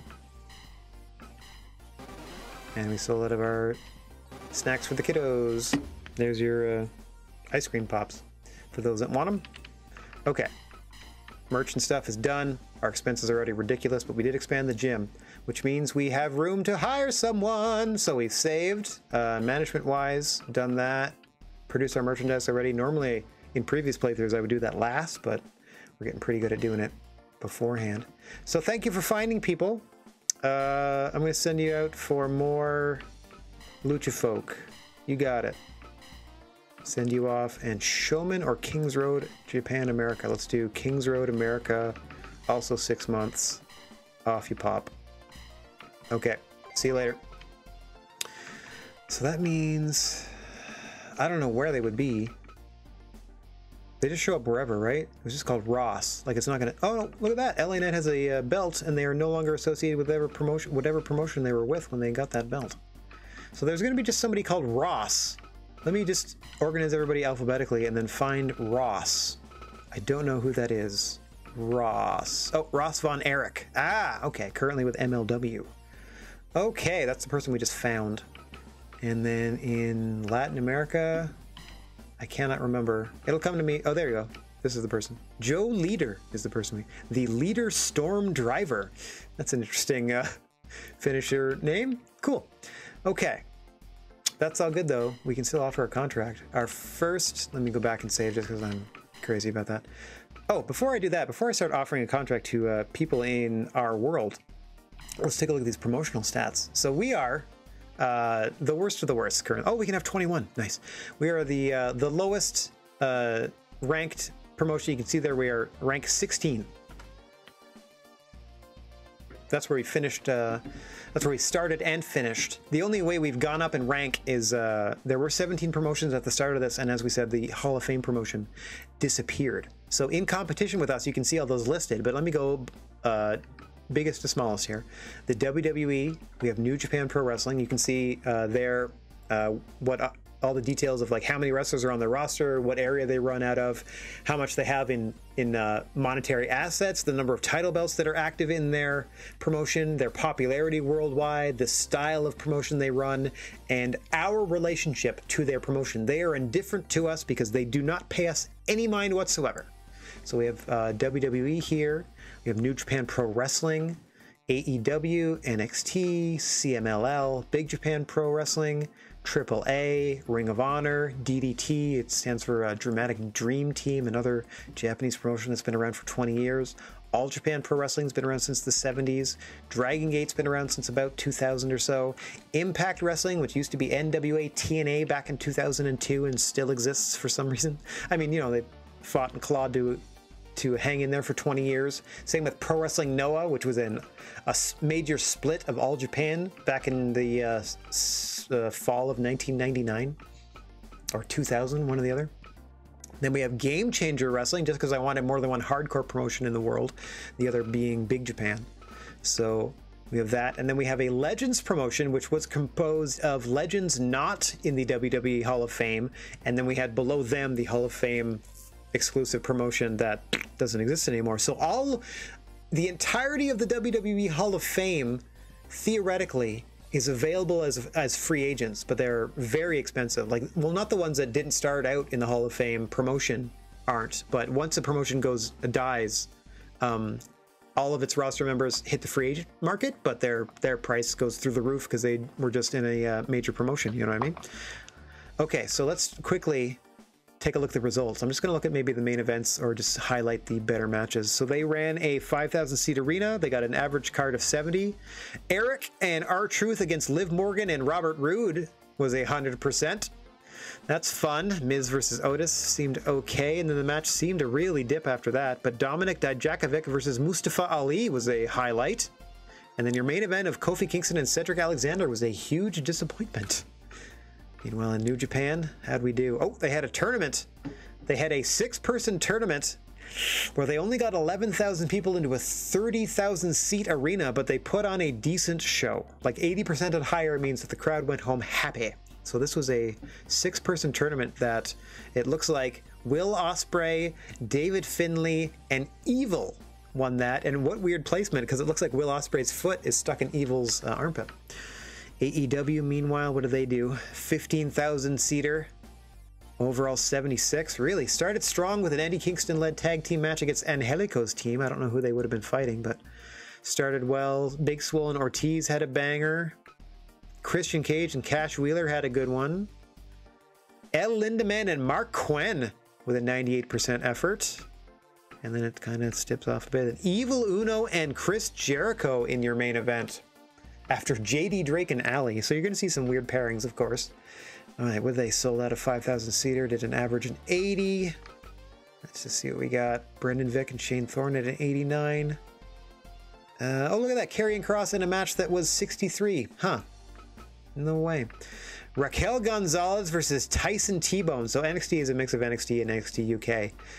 Had a 5-star match. And then again, things tend to cool off toward the end of these things. Electro versus El Felino, crushing it with a perfect matchup. Couple of 69s in a row, nice. Ended okay. Only ran in front of 1,000 people though. An 11-match card, and they only put in like the smallest place. They must have gone somewhere. They must have gone somewhere outside of Latin America. Like, there's no way you can put on 11 matches and only draw 1,000 people, or only want to draw 1,000 people, unless they went out of Mexico somewhere. Like if they went to Europe or America. Not even America. If they went to Europe or Japan, I can see that happening. Anyway, Big Japan, who other promotions hire people, right? So hang on. So they only have filled a 10,000 seater. They didn't put on a great show, but Big Japan has hired, there they are, Hollywood Hulk Hogan is a member of Big Japan Pro Wrestling in this Wrestle Universe. Had to follow Minoru Fujita and Ryuji Ito's 97% hardcore explosion. I mean, I don't know if it was an explosion, but hardcore match. Hollywood Hogan stinking up the joint. Pretty good tag match to close things out, though. Way to recover. Okay, Nino Hamburguesa, as long as from what I remember, is the AAA champion currently, losing to Aerostar in your opener. Fabi Apache and Tito Santana, not Tito Santana of Strikeforce, another Tito Santana that is currently active in AAA.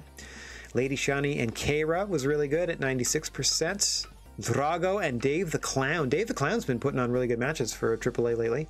Big Mommy and Mocha Kota Jr. So they had, again, they only went in front of 1,000 people though. So that to me says, with a 10-match card, they must have gone international somewhere, because there's no way they would have wasted that amount of talent on a 1,000 seat arena, unless it was we're trying to boost our international popularity, get our names and faces out there.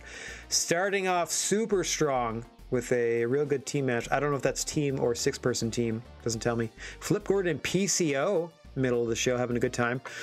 Holy crap, they got 6,500 people in a 40,000 seat dome. Why did you book a dome, you morons? That must have cost you $1 bajillion. Oh, there was only a 5-match card. They're going to go bankrupt. Yikes. Okay. Yeah, they have, like, once we max out our size of gym here, or our roster based on size of gym, we'll have as many people on the roster as Ring of Honor and DDT. Poof. And we're doing, I mean, we don't have near the assets they do, but we're getting there. We're getting there in terms of popularity. All right. DDT, not great. Got about 10K and a 15K seater and did not put on a good show. Just the main event was good. Yasu Urano winning the belt from Mao was your only bright spot. Oof. Half filled a 10,000 seater here. I mean, it's about 6,000 in a 10,000 seater, so 60% full-ish. Rob Van Dam, All Japan Pro Wrestling signed. I didn't know that. So Joe Doring led a team against Akira, and they won that. Okay, that was the best match of the show. Dragon Gate. Woof. Selling out a 3,500 seater, though. Solid. Not great, but solid. Impact. 1,800 people. Okay. So far, Hernandez, Caleb Connolly. Oh, sorry. Madison Rain, and then Mahabali Shira putting on the match of the show. Shira came to us, yeah, we had them come in and do a show for us. Jordan Grayson Suicide put on a great one. There's your Matt Cardona and Havoc. Sure. Tuck Ellis and Willie Mack. Not bad. All right, Pro Wrestling Noah. Shohei Taniguchi versus Masato Tanaka was decent. They sold out a 10,000 seater, so they're putting butts in seats, our Pro Wrestling Noah. You know what? No, not that great. Not that great, guys. El Hijo del Dr. Wagner Jr. in your main event.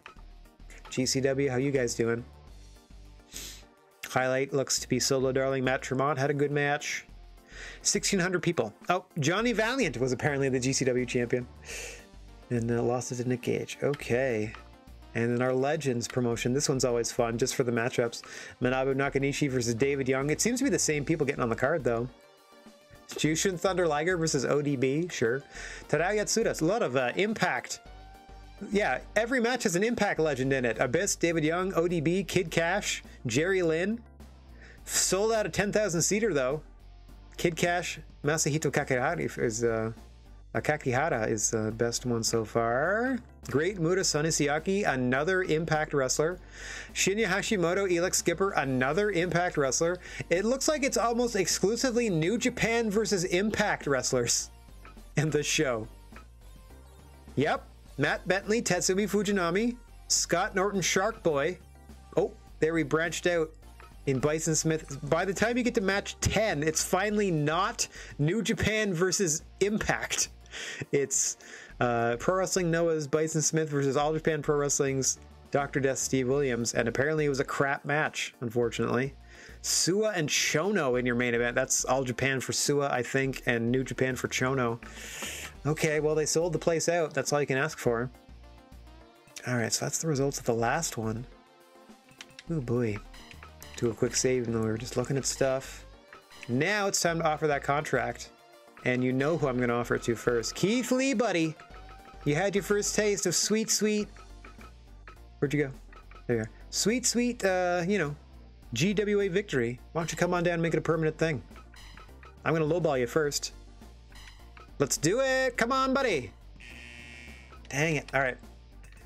I give myself 3 strikes, 3 opportunities, because you can only, by the default rules of the game, negotiate with 1 talent per month.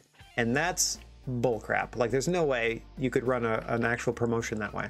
So I like to give myself 3 strikes to everybody, 3 kicks at the can. So, kick at the can number 2 for Keith Lee. I'm going to give him the middle one right away. I can afford it. It'll be fine. How would you like to join our ranks? Welcome aboard, Keith Lee. Heck yeah. Okay. Let's get back up here. Keith Lee was a guest once, and then we hired them. Keith Lee from the USA. So our next hire should come from the Latin territory, because we hired from Europe twice in a row, and now USA. Okay. USA #1! Okay. They are absolutely going to be worth it, for sure. They just put on a hell of a match against Bob Backlund. Plus we got some of our hurt talent. Should be back. Let's take a peek at how everybody's feeling. Good. So Howard is in poor condition. We're going to give them the show off then. Okay. Jack Howard, gone. Oof. Oof. Robinson and Houston. Oh dear. Robinson. Houston. Hopefully that's it. Kentas should be back. Adam Page is back. Omega's hurting. Oh no. Oh my gosh. Okay. Bullock, Williams. Oof, almost my entire original roster is hurt. Bullock, Williams. Who else was hurting? Kenny Omega. Okay. Boink. Woof. That is 6 people down on a, 17-person roster at this point. Okay, that's 11 free, so I can do 5 matches, so I can do a 6-match card. Oh, I made my stupid I made my merchandise first. Dum-dum. Okay. This is why I usually do it last, because I might have to bump myself down to a smaller venue based on who's available, you know what I mean? Okay, so Keith Lee. Managed stables. You can't. I don't think you can boo Keith Lee. I mean, you probably could if he started cutting terrible promos on you, but I feel like we'll put him in the face ranks for now. Okay, so we've hired somebody. We've already done our training center and merchandise management. We should have taken a look first, but that's okay. That just gives us an opportunity to hire some cheap outside talent to come in and fill some, plug some holes in the old card for today. How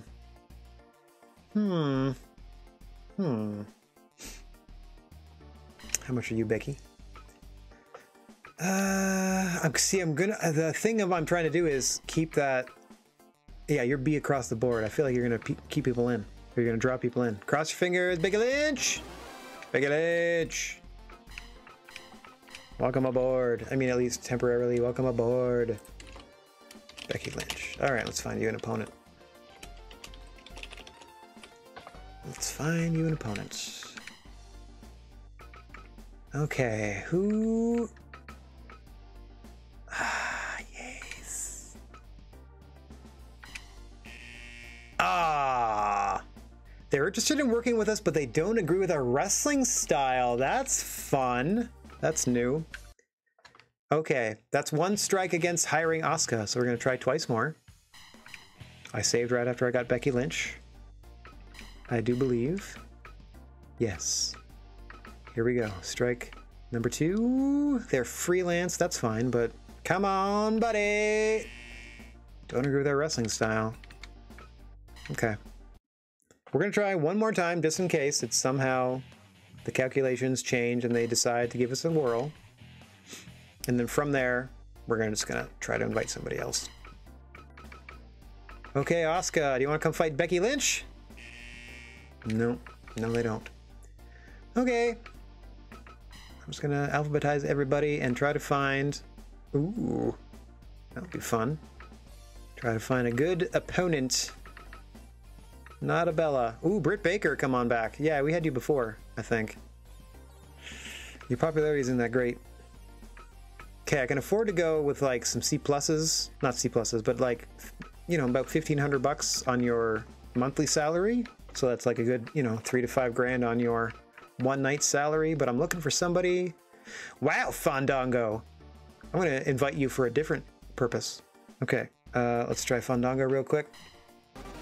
Boom, Fandango's coming in for a different match. Not against Becky Lynch. Or Fandango, however you want to pronounce it. Okay. Just because they had real good popularity for that price. Can't go wrong. Okay, so that was down to Fandango already.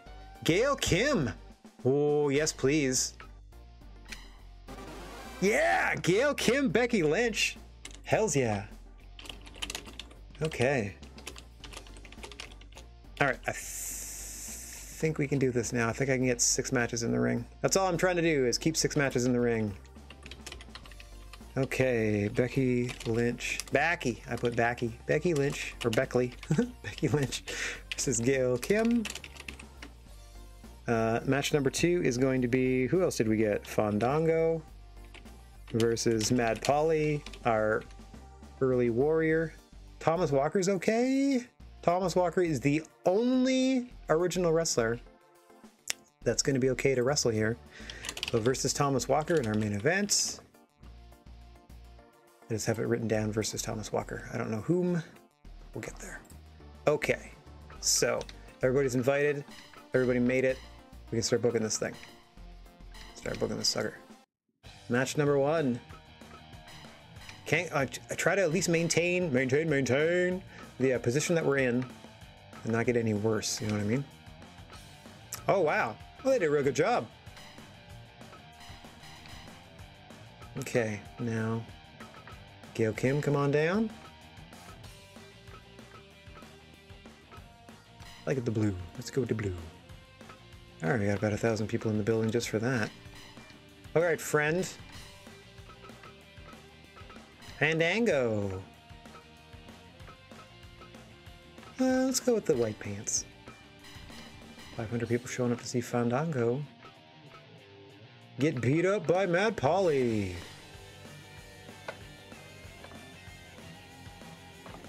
Okay, now I got to figure out what's left. So match 6 is going to be against Thomas Walker. That's going to be our main event. Let's put together the best, just the best match we can. No one else that's an original wrestler is healthy. Just Thomas Walker. But the only person that's not, you know, that's a real world wrestler that's not healthy is Kenny Omega. So we just have to leave Kenny off the show. Everyone else is available for us, including our newest signee. Okay, so Thomas Walker, you're going to face Kenta Kobashi in our main event. We'll see how that goes. Welcome back, Kenta Kobashi, by the way. Took the last month off. Welcome back, Kenta Kobashi. Okay, middle of the card here. Things are not going to get any easier for you. Keith Lee. Sure, in the white and purple. 820 people already showing up to see Keith Lee. Oh, what do we think? I'm gonna go Okada. Keith Lee versus Kazuchika Okada. Okay, I'm gonna put Drew McIntyre.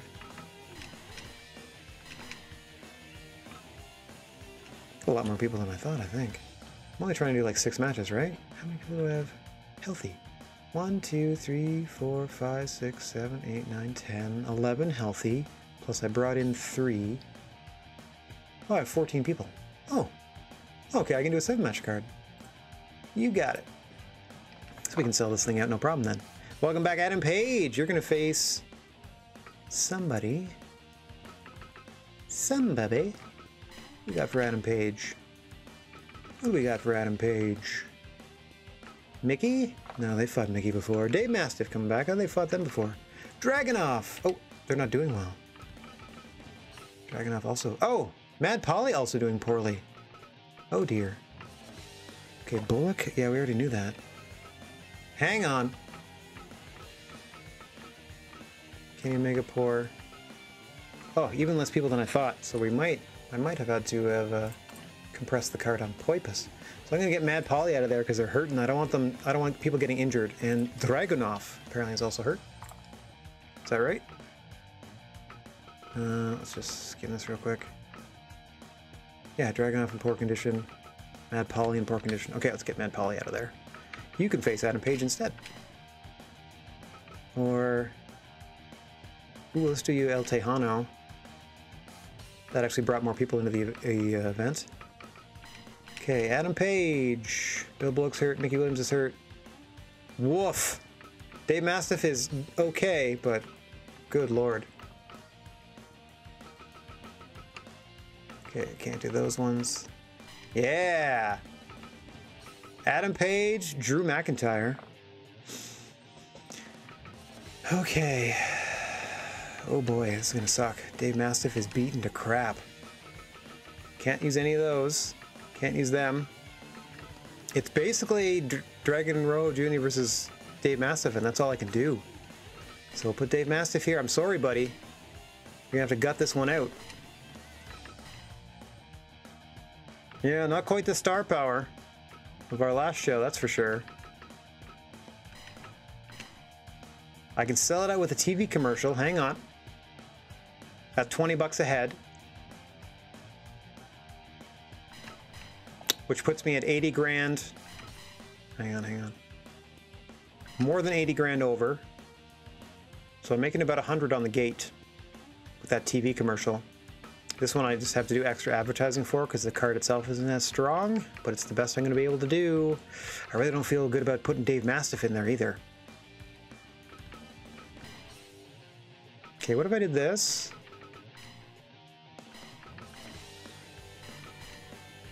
Okay. See, that's not gonna get me enough though. I need that sweet $20. Okay. 11,000 isn't gonna do it. What if I go to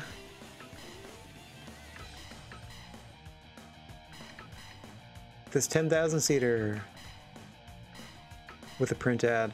Oh man, I can't sell this thing out with a print ad, eh?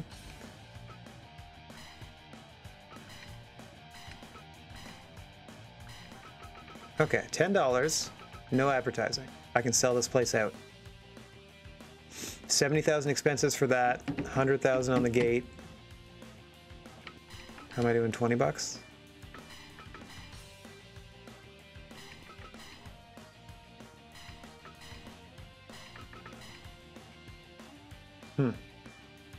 Well, that's 200,000, so 70,000 plus. Again, see, it's not worth it to bump it up to 20. If I can get away with a full house, just putting a poster with no advertising whatsoever, 70 grand, I make $100,000. Oh, jeez. What about, hang on, if I go back to American Urban, medium. Yeah, see, I'm already spending 120 before I do anything.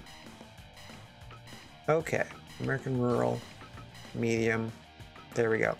No advertising, $10 tickets. Just selling the place out. It's an off-brand show, so to speak. Okay, got our 6 matches. Let's scroll down my text file and double check. Oh, I don't have it written down. Okay, so Becky Lynch, Gail Kim. Fandango against El Tejano Jr. El Tejano Jr. Drew McIntyre versus the returning Adam Page. Welcome back from your month off. Kazuchika Okada still looking for their first win. Best of luck against Keith Lee, who just got signed. And then we have Dragon Rojo Jr. versus Dave Mastiff. Mastiff is beaten to crap. And then I think it was Thomas Walker, Kenta Kobashi. Kenta Kobashi. Pretty solid. Pretty solid stuff. Okay. Let's see how it does for us. All we need is 80 and over, and for everyone to show up. That's it. We just need 80%. Just need for people to show up and try.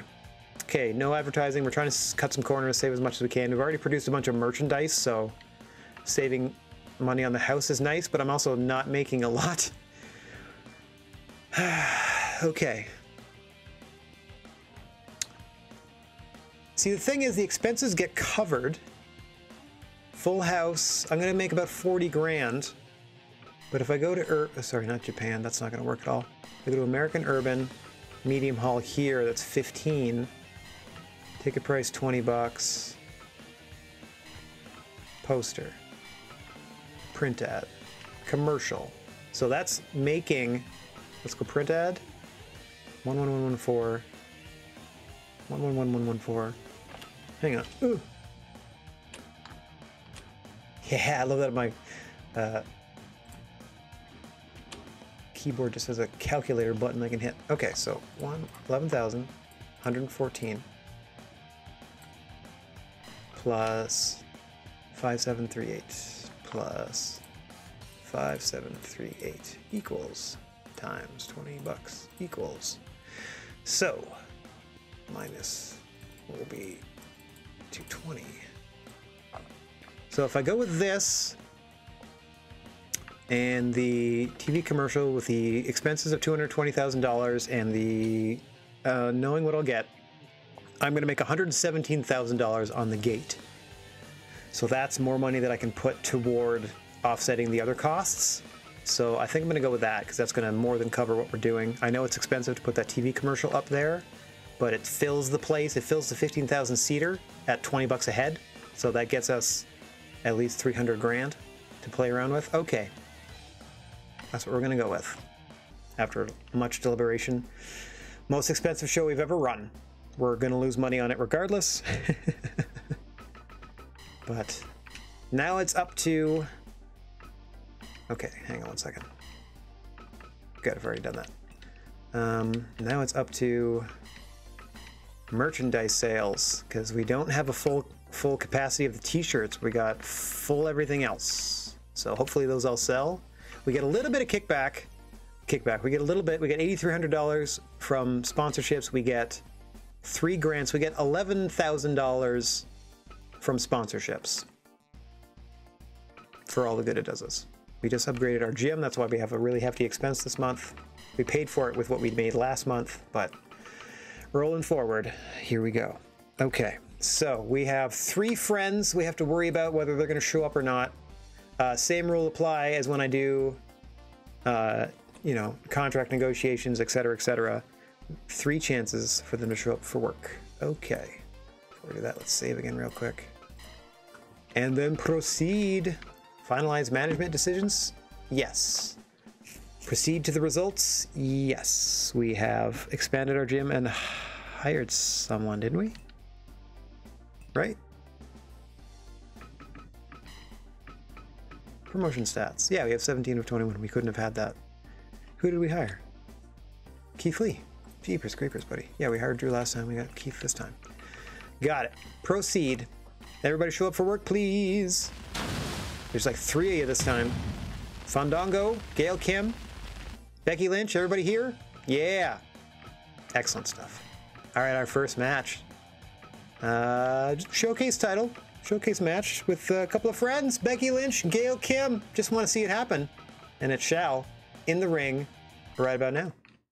As always, the senior official here. As you stroll down the gnarly wrestling aisle, Mr. Bigfoot about to call for the action. And we are underway.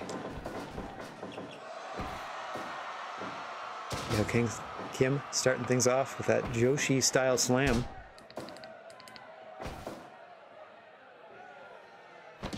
Quick test of strength between these ladies.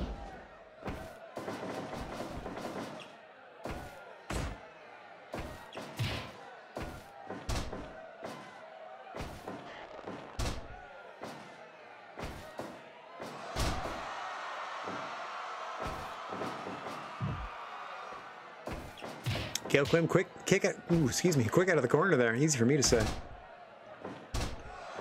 Becky Lynch, of course, will be softening her up for that disarm her. Gail Kim, we're looking for that eat defeat. That sort of foot and leg assisted jaw jacker of hers.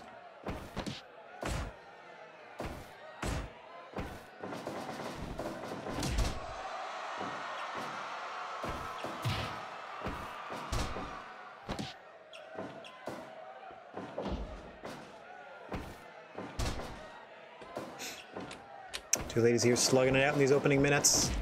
Neither with the clear advantage to this point, as you can see them deadlocked in this strike battle as well.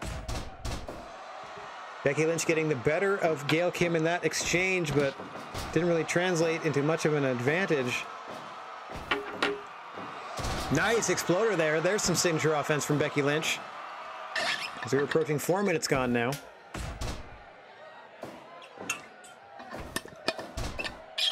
The man, Becky Lynch, against the pride of Toronto, Canada, Gail Kim.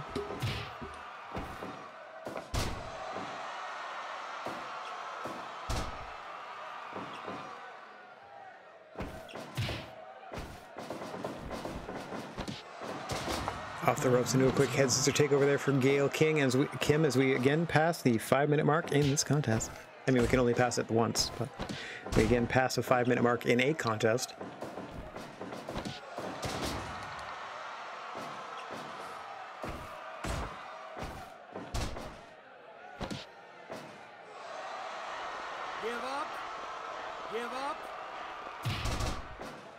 Stretch muffler there from Gail Kim, not doing the trick. Becky Lynch able to fight free.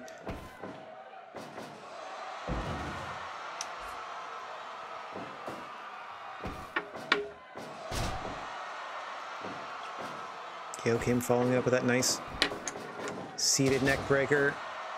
Now a side slam. Working on the torso of Becky Lynch. Working on those ab muscles, working on that core.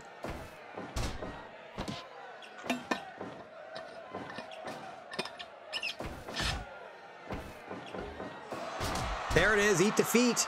Bit of soul food. 2 in a row for Becky Lynch from Gail Kim into the cover, hooks the leg deep. 1, 2, just rolls the shoulder at 2.9 does the man Becky Lynch. Sends Gail off the ropes, so it bounces, clatters off of Gail Kim does Becky Lynch, and Becky ends up going down and is now sent to the floor by Gail Kim, who's recovering her stamina in the center of the ring. Becky Lynch, quick to return to the attack, gets scooped up into an air raid crash from Gail Kim. Tries to power her way back to her feet, but Becky Lynch is dazed. May have been a bit of subterfuge. Beautiful exploder by Lynch into the cover. Gail Kim out at 2.9. Gail sends her off the ropes, but Becky Lynch bowls her over. Nice enziguri from Lynch.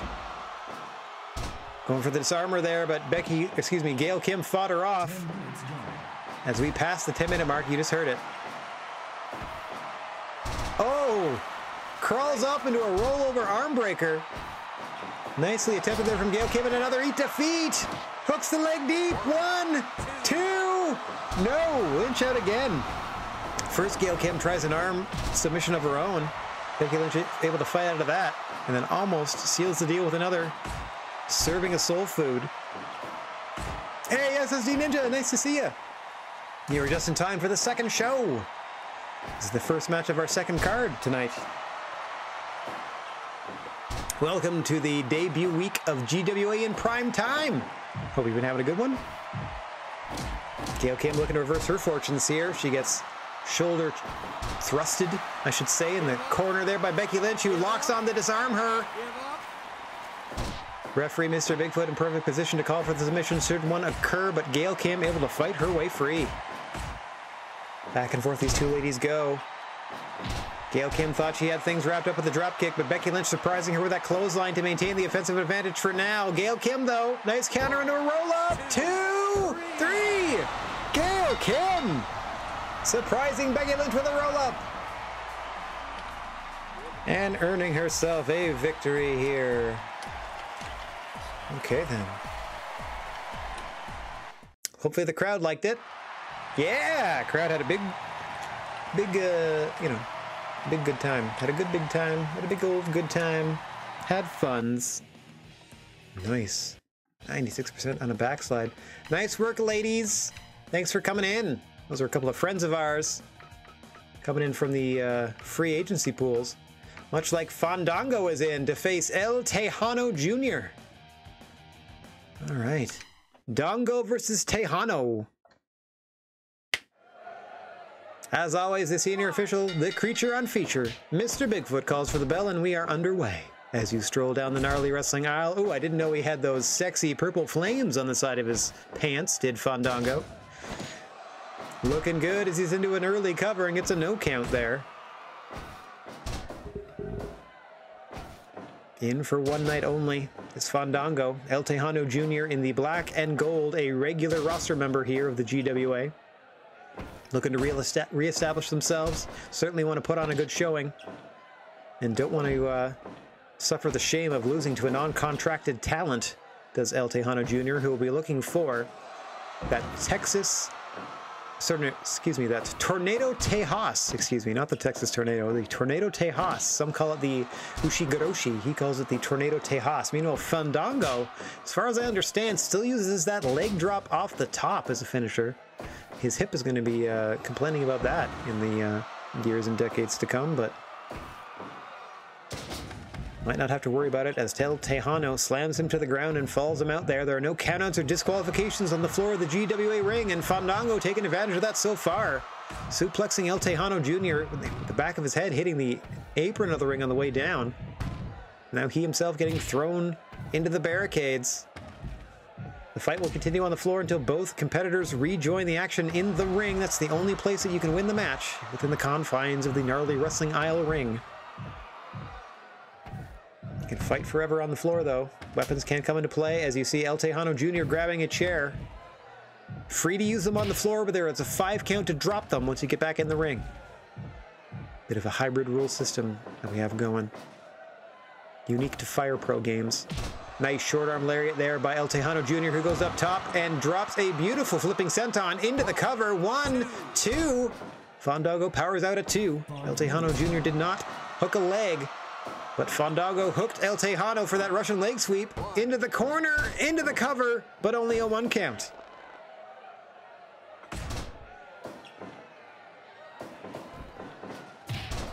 Kitchen sink knee lift by Fandango.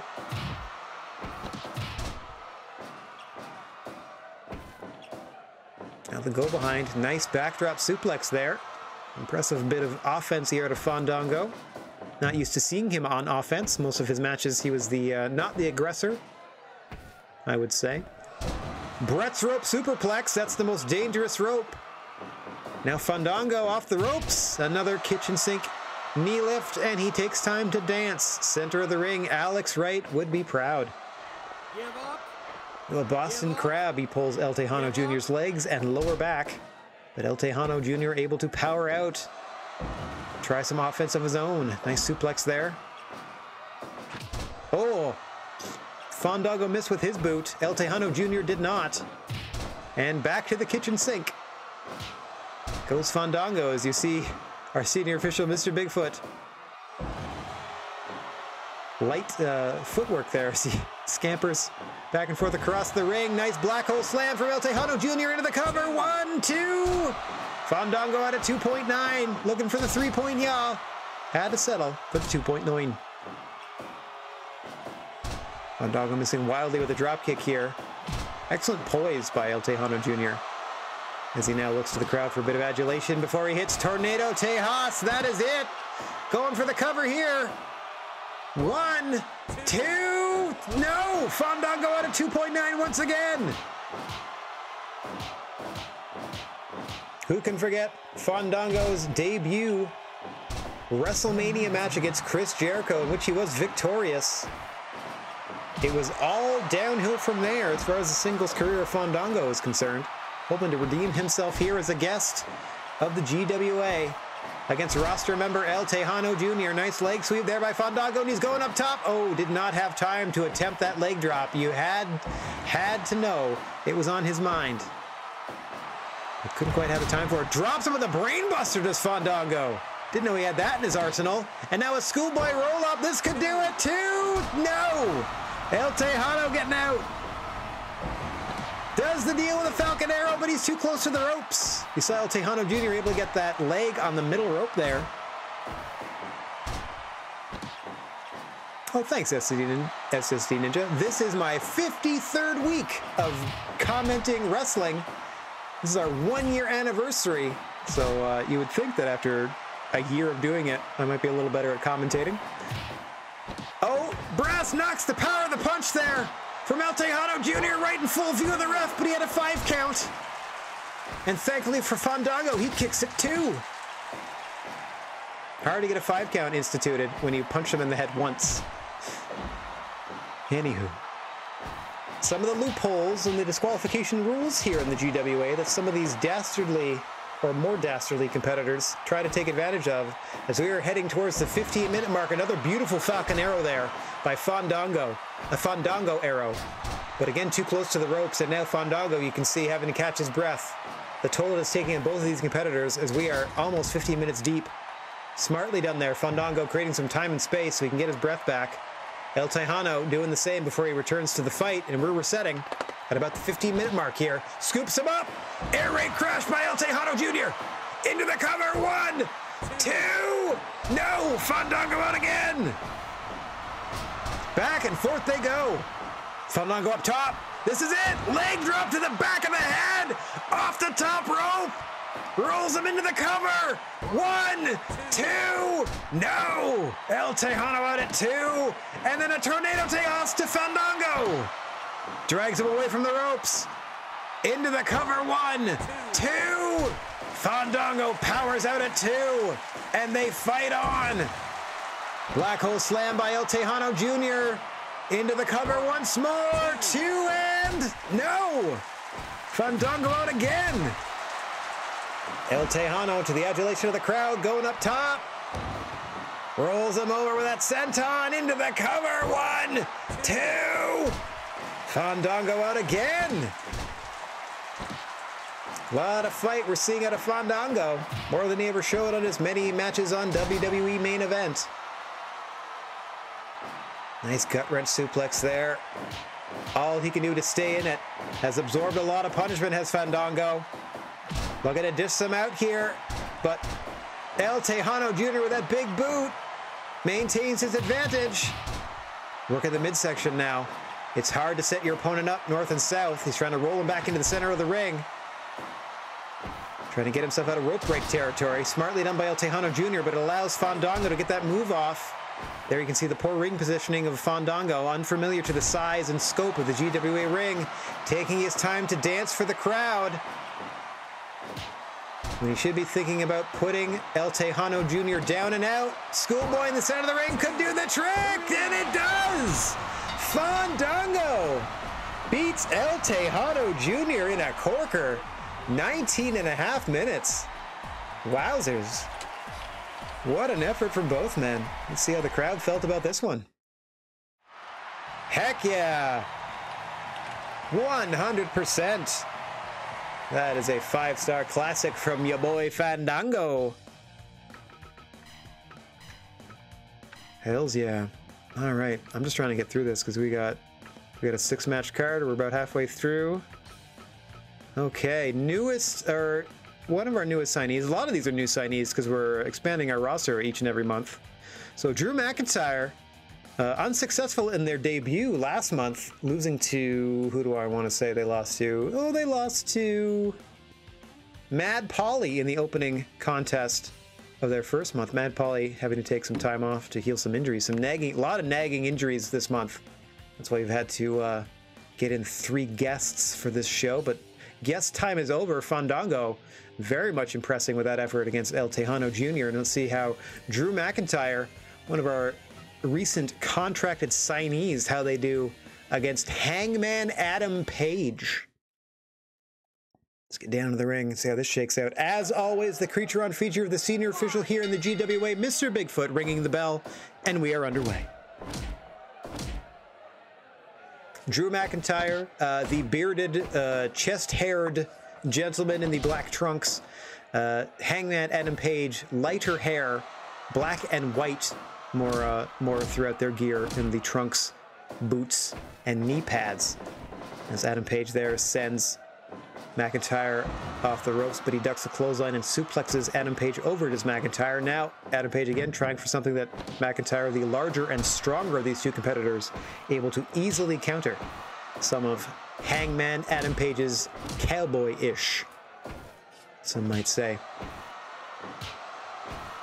The Scottish Psychopath, Drew McIntyre, is going to be looking for that flying leg lariat that he has dubbed the Claymore, boot to the face off the ropes. Hangman Adam Page has that dead eye, that reverse pile driver variation. Also has the, I forget what he calls this, the buckshot lariat. Haven't seen him pull that out in a contest yet, but that is definitely in his arsenal. I know he has it as a custom move. I just don't know if the computer version of the character is programmed to use it or not, if that makes sense. Like, there's certain CPU things, you can adjust a lot of sliders to when they use moves and how they use them and stuff. I don't know if it's quite programmed in. But the Deadeye certainly is, so they at least have one of their finishes active. Oof. Look at the acceleration as Drew McIntyre just sprinted into the corner for that clothesline. Adam Page quickly threw it into the outside to catch his breath. Shake the cobwebs loose after he got his brain rattled there. But only momentarily, as we're in the opening moments of this contest, and both of these gentlemen are looking to establish dominance early. Nice pile driver there from Hangman Adam Page, but you can see Drew McIntyre popping right back up. As we are 5 minutes gone, and Drew McIntyre has already started with that shoulder breaker. Off the ropes he sends Page. Riding bomb into the cover, 2. Page kicks out at 2. To the delight of the crowd, polite applause as he rolls through. Just gets a 1 though. Nice counter into that roll-up attempt by Page. Certainly, I would say probably the more technical of the two. Has to be, because he doesn't have that size and power that Drew McIntyre has been able to rely on his entire career. As you see it there in spades, just easily hoisting him up for that early crash into the cover and gets a 2 count. Does Drew McIntyre. Nice butterfly suplex by Hangman Adam Page. Fighting a bit of an uphill battle. Ducks that big boot, does Page, but he can't capitalize immediately. Oh, perhaps lured McIntyre over into the corner, but cannot follow up as McIntyre is back into the ring before Page is up, and he's put right back down with the Deadeye. 1, 2, no! McIntyre just rolls the shoulder in time. Got surprised with that Deadeye by Hangman Adam Page, and that could have done it. Here comes McIntyre off the ropes, Claymore kick, but Page is right back to his feet. An exchange of finishing maneuvers from both gentlemen. And they fight on as we are sub 10 minutes in this one. Another big shoulder breaker by McIntyre. Sends Adam Page out to the floor to catch his breath. Off the ropes once more, another huge Claymore. But again, McIntyre can't make a cover, and both men are back to their feet. Reversing Page into the corner. Page fighting his way free and now working on the arm of Drew McIntyre. Another nice butterfly suplex there. But Page again can't follow up. Those Claymore kicks taken out of Hangman. As we are 10 minutes deep into this one, nice throwing belly to belly off the ropes. McIntyre, I don't know what he was going for there. Didn't have enough time for it in any case. Instead elects to set Adam Page up on the top, but can't follow through. Diving elbow drop to the stomach of Drew McIntyre by Adam Page. Nice Saito suplex on the follow-up, but McIntyre rolls through. Page catches him in another suplex variation. Once again, Adam Page rolling with a nice combination of moves here. Into the Deadeye! Covers McIntyre. 1, 2. No, McIntyre out again. McIntyre surviving 2 Deadeyes so far. Fighting for all he's worth. But Page drops him with another lariat. Sends him off the ropes. Claymore kick. But again, he can't follow up. Oh, now he does. Into the pin. 1, 2. No. Page is out at 2.9. And this match goes on. Deadeye once more. Into the cover for Page. 1, 2.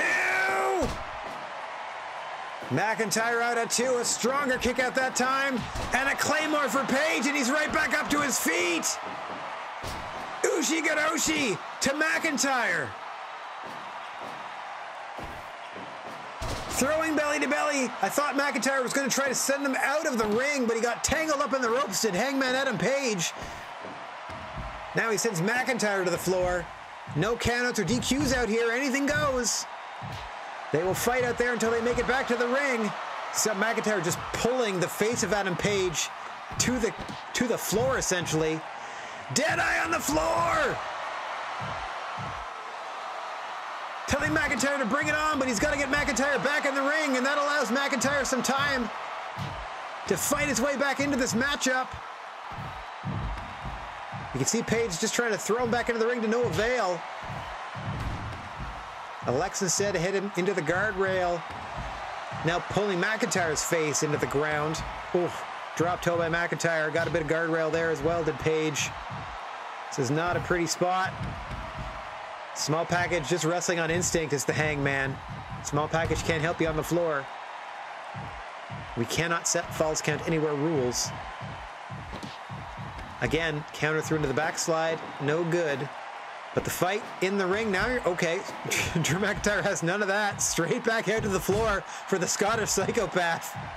Not done putting the hurt on Hangman Adam Page. As this thing is just, oh, nicely done. Follow-away slam into the corner there. Might have caught the post, did McIntyre. This thing's just going to go on, as we said. No countouts or DQs on the floor. You can only finish this thing in the ring. There are also no time limits in the GWA. There must be a winner in each and every one of these matchups. Future Shock DDT from McIntyre on the floor. Both of these men got to find a way to get their opponent back into the ring, but McIntyre having too much fun putting the hurt on Adam Page. Another air raid crash there, sends him into this corner. Page trying to fight his way free, trying to slow down the onslaught.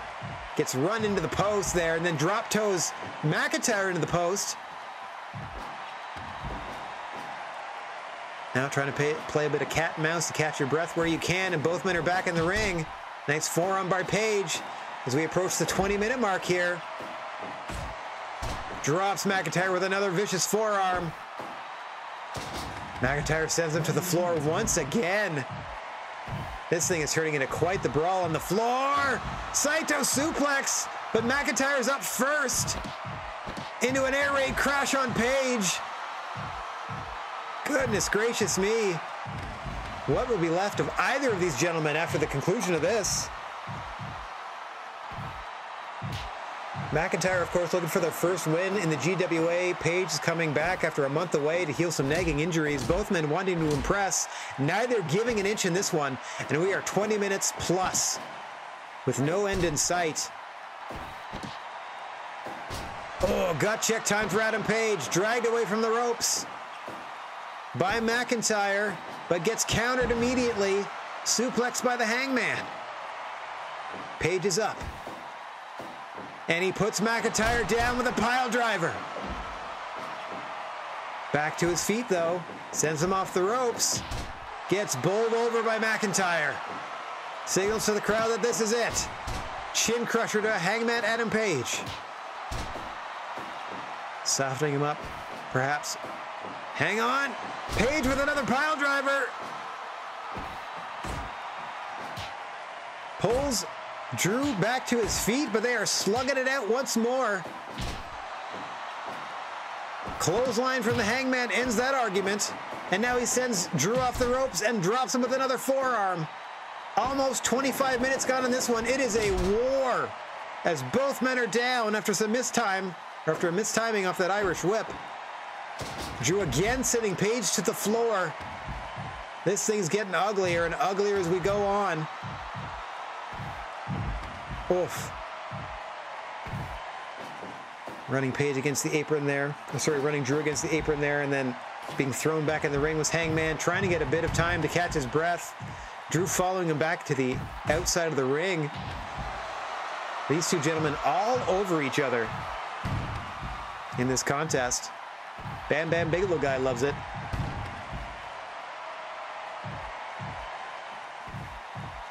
Deadeye on the floor once more to Drew McIntyre,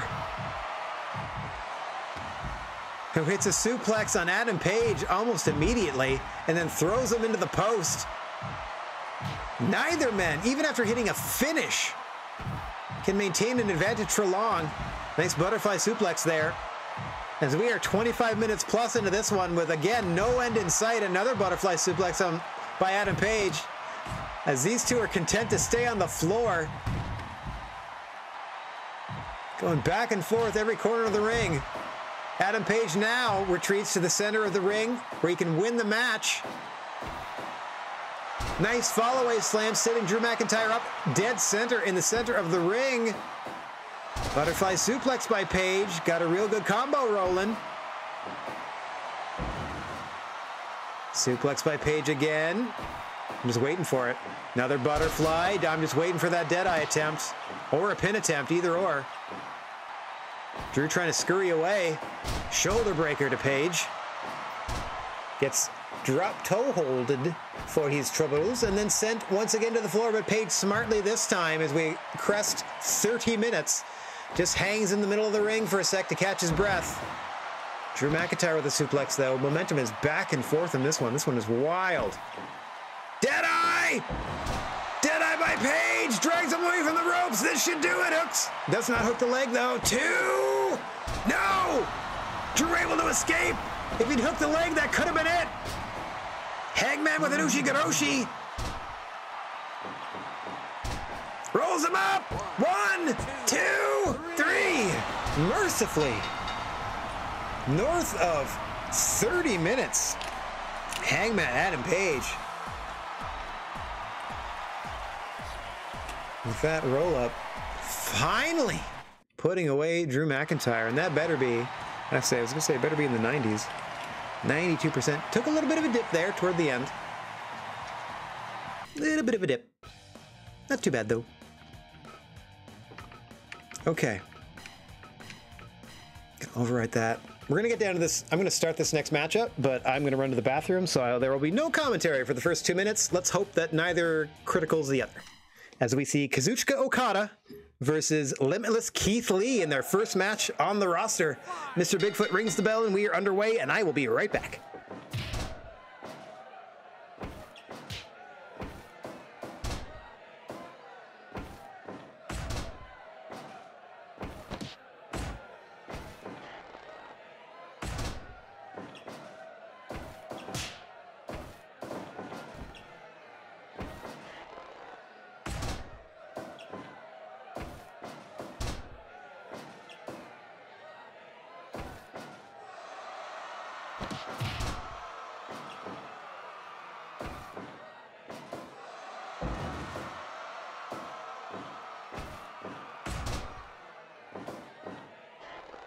Give up.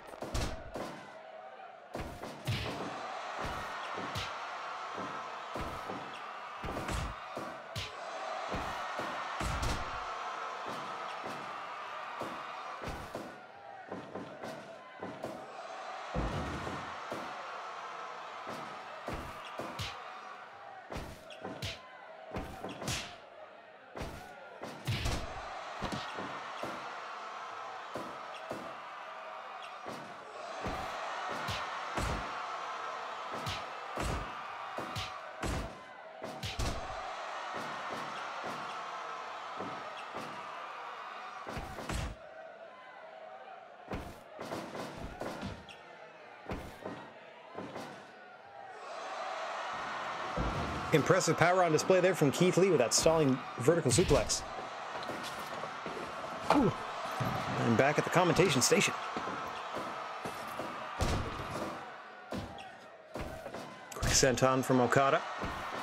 Mongolian chop there from Keith Lee. The suplex attempt is blocked, countered, and now Keith Lee is sent to the floor. Okada escorting Keith Lee back inside the ring at the 5-minute mark. Nice throwing belly to belly. You saw Keith Lee again aiming to send Okada to the floor. Couldn't quite do it. Quite used to the size of the GWA ring. But he'll get there, as he is now a contracted talent with us. Both of these gentlemen, in fact. Well, that looks familiar. Signature offense there from Okada. But Keith Lee able to absorb it and fight on. 6.5 minutes into this matchup. Still anyone's contest. Nice snap suplex there by the Rainmaker. Keith Lee off the ropes. Dodges that shoulder tackle, does Okada, but does not dodge this vertical suplex. Delayed variation. And now an attempt at the Spirit Bomb. 1, 2. Okada out at 2. Responds with a Rainmaker into a cover of his own. 2. Keith Lee out at 2. We've seen 2 counts on a Spirit Bomb and a Rainmaker in succession there. Sending Lee off the ropes is Okada. Big boot. Puts the Limitless one down.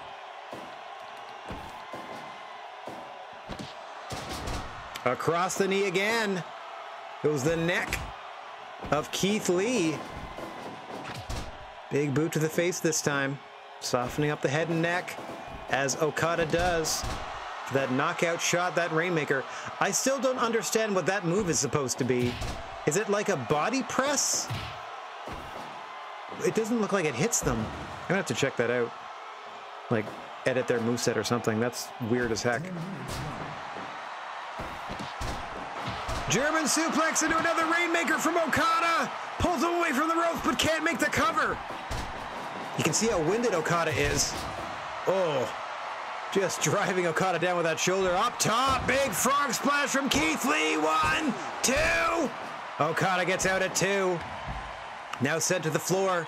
Keith Lee follows him up. Stalking his prey is Keith Lee with that discus punch.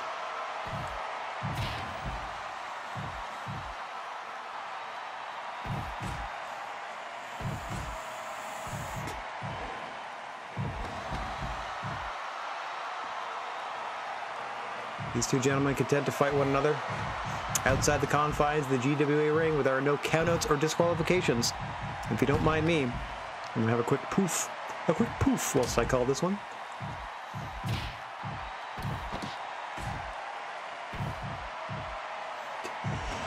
Spinning tombstone on the floor from Okada.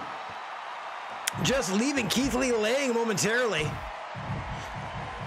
But Okada realizes he's got to bring Keith Lee into the ring in order to end this matchup.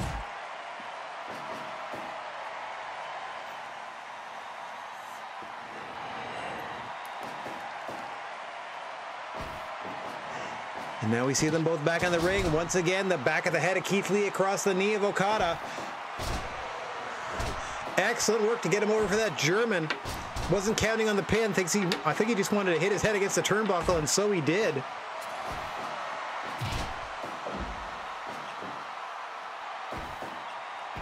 Go behind into another Rainmaker from Okada. Flips him over. 1, 2, 3. Kazuchika Okada with the Rainmaker at the 14.5-minute mark. Getting his first win in the GWA at the expense of the newly signed Keith Lee. That was a spirited contest. How'd you do? 86. I'll take it. I'll take it. All right. I worry about this next contest because of the physical condition Dave Mastiff's body is in. Let's double check my records here. The last time we saw Dave Mastiff, Bill Bullock knocked them out with their prison plex, that Phoenix plex hold. So in the process of them being knocked smooth out, they had to take last month off. They are back, but they were barely cleared to wrestle, as they are orange in a lot of categories in their body. Let's see how they stack up against a very hungry Dragon Rojo Jr. in our semi-main event, your penultimate match for the evening. As always, the creature on feature, Mr. Bigfoot, calls for the bell, and we're underway. Dave Mastiff in the black, white, and red trunks, Dragon Rojo Jr. in the maroon, yellow, and black gear and mask.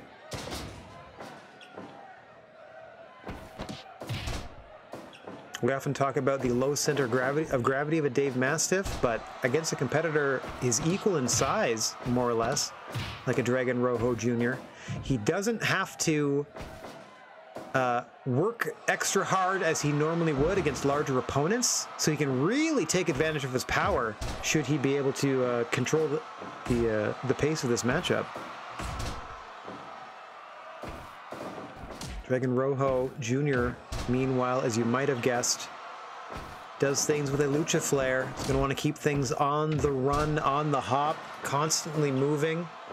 Is a performer like is a wrestler like Dragon Rojo Jr. Dave Mastiff is going to want to ground you down, beat you down, and put you away. Nicely done there with the Tiger Driver. Getting a quick 2 count in the opening minutes here. And there you saw proficient at suplexes, belly-to-belly variety there. That was an underhook, and then he flipped Dragon Rojo inside out with a beautiful clothesline, follows it up with a traditional throwing overhead belly-to-belly variation. Dave Mastiff rocking and rolling here in the opening minutes. Big clothesline from Dragon Rojo Jr. trying to turn things to his advantage. Follows it up with one to the face, off the ropes. But again, Dave Mastiff using that power, big power bomb. Follows it up with a delayed vertical suplex. Nice balance exhibited there by Mastiff, but he gets caught in a small package for a 2 by Dragon Rojo Jr. Now trying to get a little space, a little distance here. There, that'll help. Oh, but Dragon Rojo Jr. falls him down to the floor. No countouts or DQs. You can take your time. It's up to Dave Mastiff to break the submission attempt. Nice Cobra twist. Once again, working the midsection of Dave Mastiff is Dragon Rojo Jr. with that World's Strongest Slam variation. Don't know what else to call it. Super kick under the jaw of Mastiff puts him down. The two fight on until they return to the ring. That's all they can do out here. Saw that a lot in our previous matchup.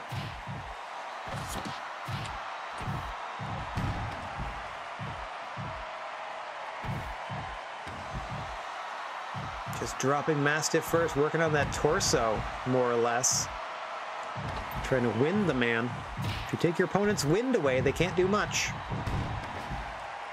I think it occurred to Dragon Rojo that someone with the build of a Dave Mastiff might not have quite the cardiovascular conditioning that they do, so try to play to their strengths and their opponent's disadvantages, but they get Tiger Drivered and almost pinned. Kicking out at 2 is Dragon Rojo, who now hits a beautiful sit-out powerbomb of his own. Mastiff out at 2 this time.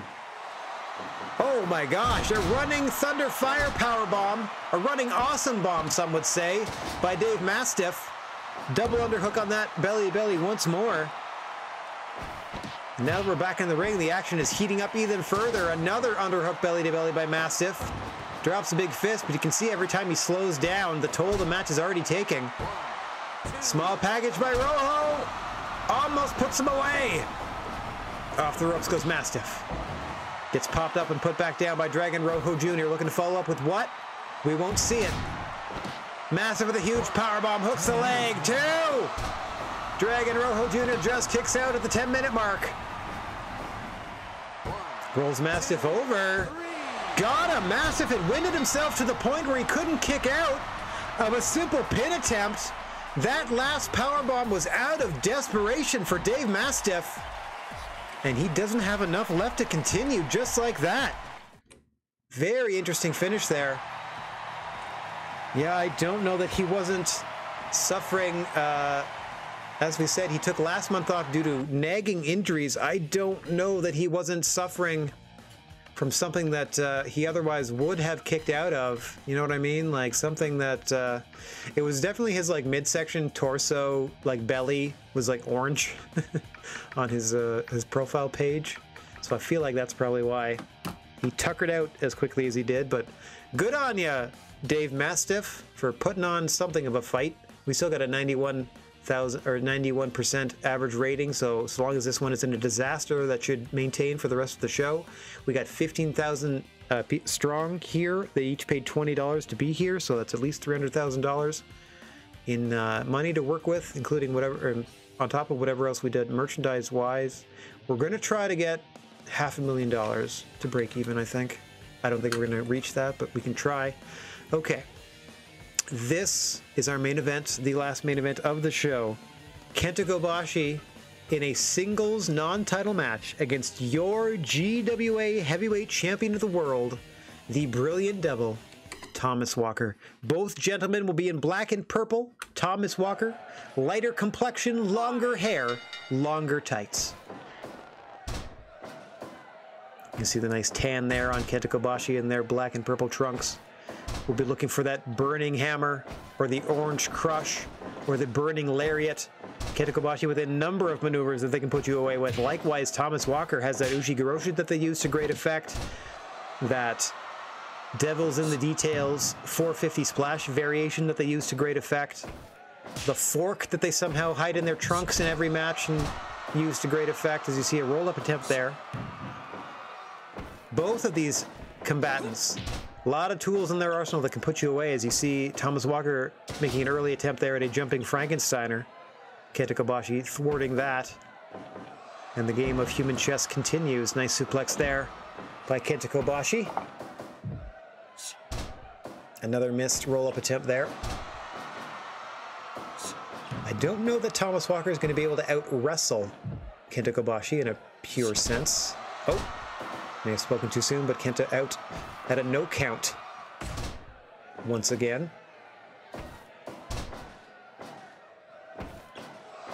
Nice dragon screw leg whip there by your GWA heavyweight champion Thomas Walker.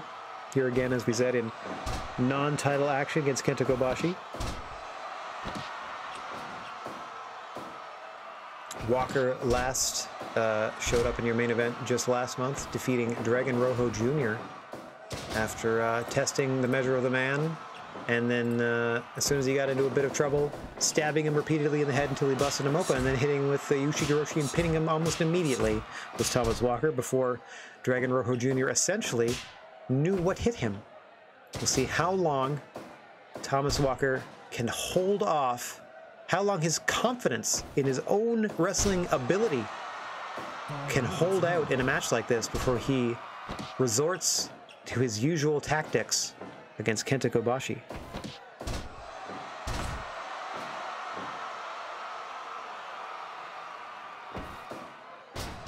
Huge DDT there from Kobashi.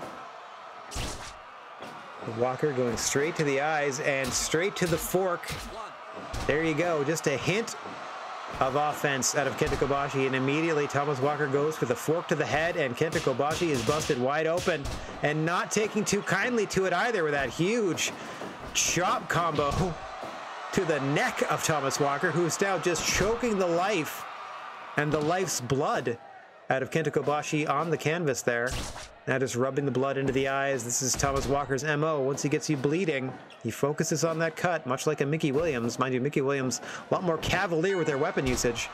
Speaking of, kick to the ding-dong there from Thomas Walker. Missing widely with that complete shot attempt, or the pay dirt, if you want to call it that. Quick cover there. It's a 1 count. You notice the blood doesn't stay too long on the canvas. It gets absorbed into the canvas and makes the fight stronger here in the GWA. At least that's our headcanon. Took a little too long to deliver that elbow drop, and Kenta Kobashi is starting to get rolling here. Back to the neck. Softening that up for a burning hammer perhaps, or the orange crush, either or. Drop you on your head and neck. Gets rolled up by Walker, putting all his weight on the head of Kobashi. Hey, what's going on? What's going on, Juice? Nice to see you, buddy. Saw Kobashi coming off the top of that leg drop. Haven't seen that out of him in a while. Back to the neck, over and over again with those chops. Ever since he's been busted open, Kenta Kobashi, like a house on fire. Giving it all he's got for as long as he can do it. Knee breaker there by your champion, Thomas Walker, sending Kenta Kobashi into the corner, but he fights his way free immediately. Huge burning lariat, turns Thomas Walker inside out. Follows it up with Orange Crush by Kobashi. 2! No! Thomas Walker just rolls the shoulder. The champ fights on. Great combo there by Kobashi. Could it have been a last gasp? To see Walker get choking away and the pool of blood left behind. That wound has been open in the face of Kenta Kobashi for some time now. Sleeper suplex! But Walker's up first. Who knows how much of Kobashi is left?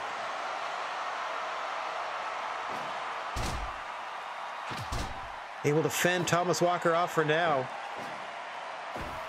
Kobashi back to it. Another clothesline. Didn't have near the oomph of that earlier lariat that flipped Thomas Walker inside out. Hits that rolling suplex. Neckbreaker variation into the cover. Hooks the leg deep. Kobashi almost fell just like that. You can see the toll that that wound is taking on Kobashi. Blood all over the place. Thomas Walker able to win that strike battle. As we're cresting 15 minutes gone in this one. Just into a choke in the center of the ring. He's got till 5 to break that, and he'll hold as long as he can, which in this case is a 3. Kobashi dodges a roll-up attempt. Maybe not the time to pose for the crowd, but he smartly catches his breath, at least some of it, before he hoists him up for another Orange Crush. 1, 2. Walker out at 2 again. You got to be kidding. A third! 2 in a row! 2 and... Walker kicks it 2 once again, and then plants Kenta Kobashi with his sister Abigail. Got to find a better name for that move. Seems rather character specific. And now Thomas Walker just positioning Kobashi in the center of the ring to hit it once more, and Kobashi pops right back to his feet. Orange Crush! 1, 2, 3! Kenta Kobashi has just pinned the GWA champion. Hells yeah. Oh, Jews with a late prediction. As Walker winning with 100%, but heck no. Kenta Kobashi is your victor. 90%. I'll take that. That's pretty good for a Thomas Walker match. And a claim to a title shot has Kenta Kobashi. Just like that. Okay.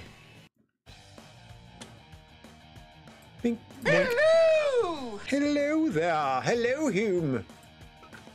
Good to see y'all once again. Okay, so we stayed at 91. We filled this sucker with 15,000 plus. Let's end the event and see how many actually showed up. How we did. 16,500 in a 15,000 seat arena. To the rafters! To the rafters. Okay, I don't know that we necessarily did that well in terms of money, but that's okay. Oh, okay. We have a new AAA tag team champs. Ken. I don't know, Ken. Ken won the DDT title. That DDT belt's bouncing all over the place. Oh, Hernandez is the new Impact champion. Good for them. Good for them.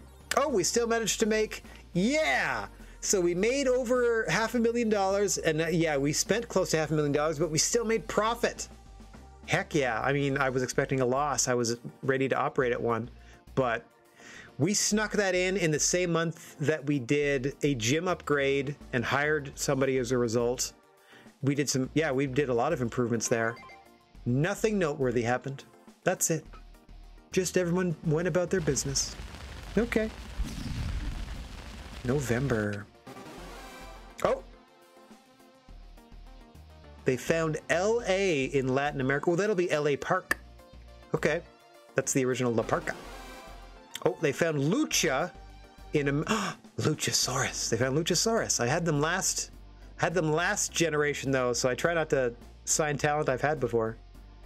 Okay, so some good scouting news. I like that. I'm gonna keep rocking and rolling with the scouts. They're not that expensive. So training center, let's do all the repairs. I like to do those right away, just so I don't forget for next week.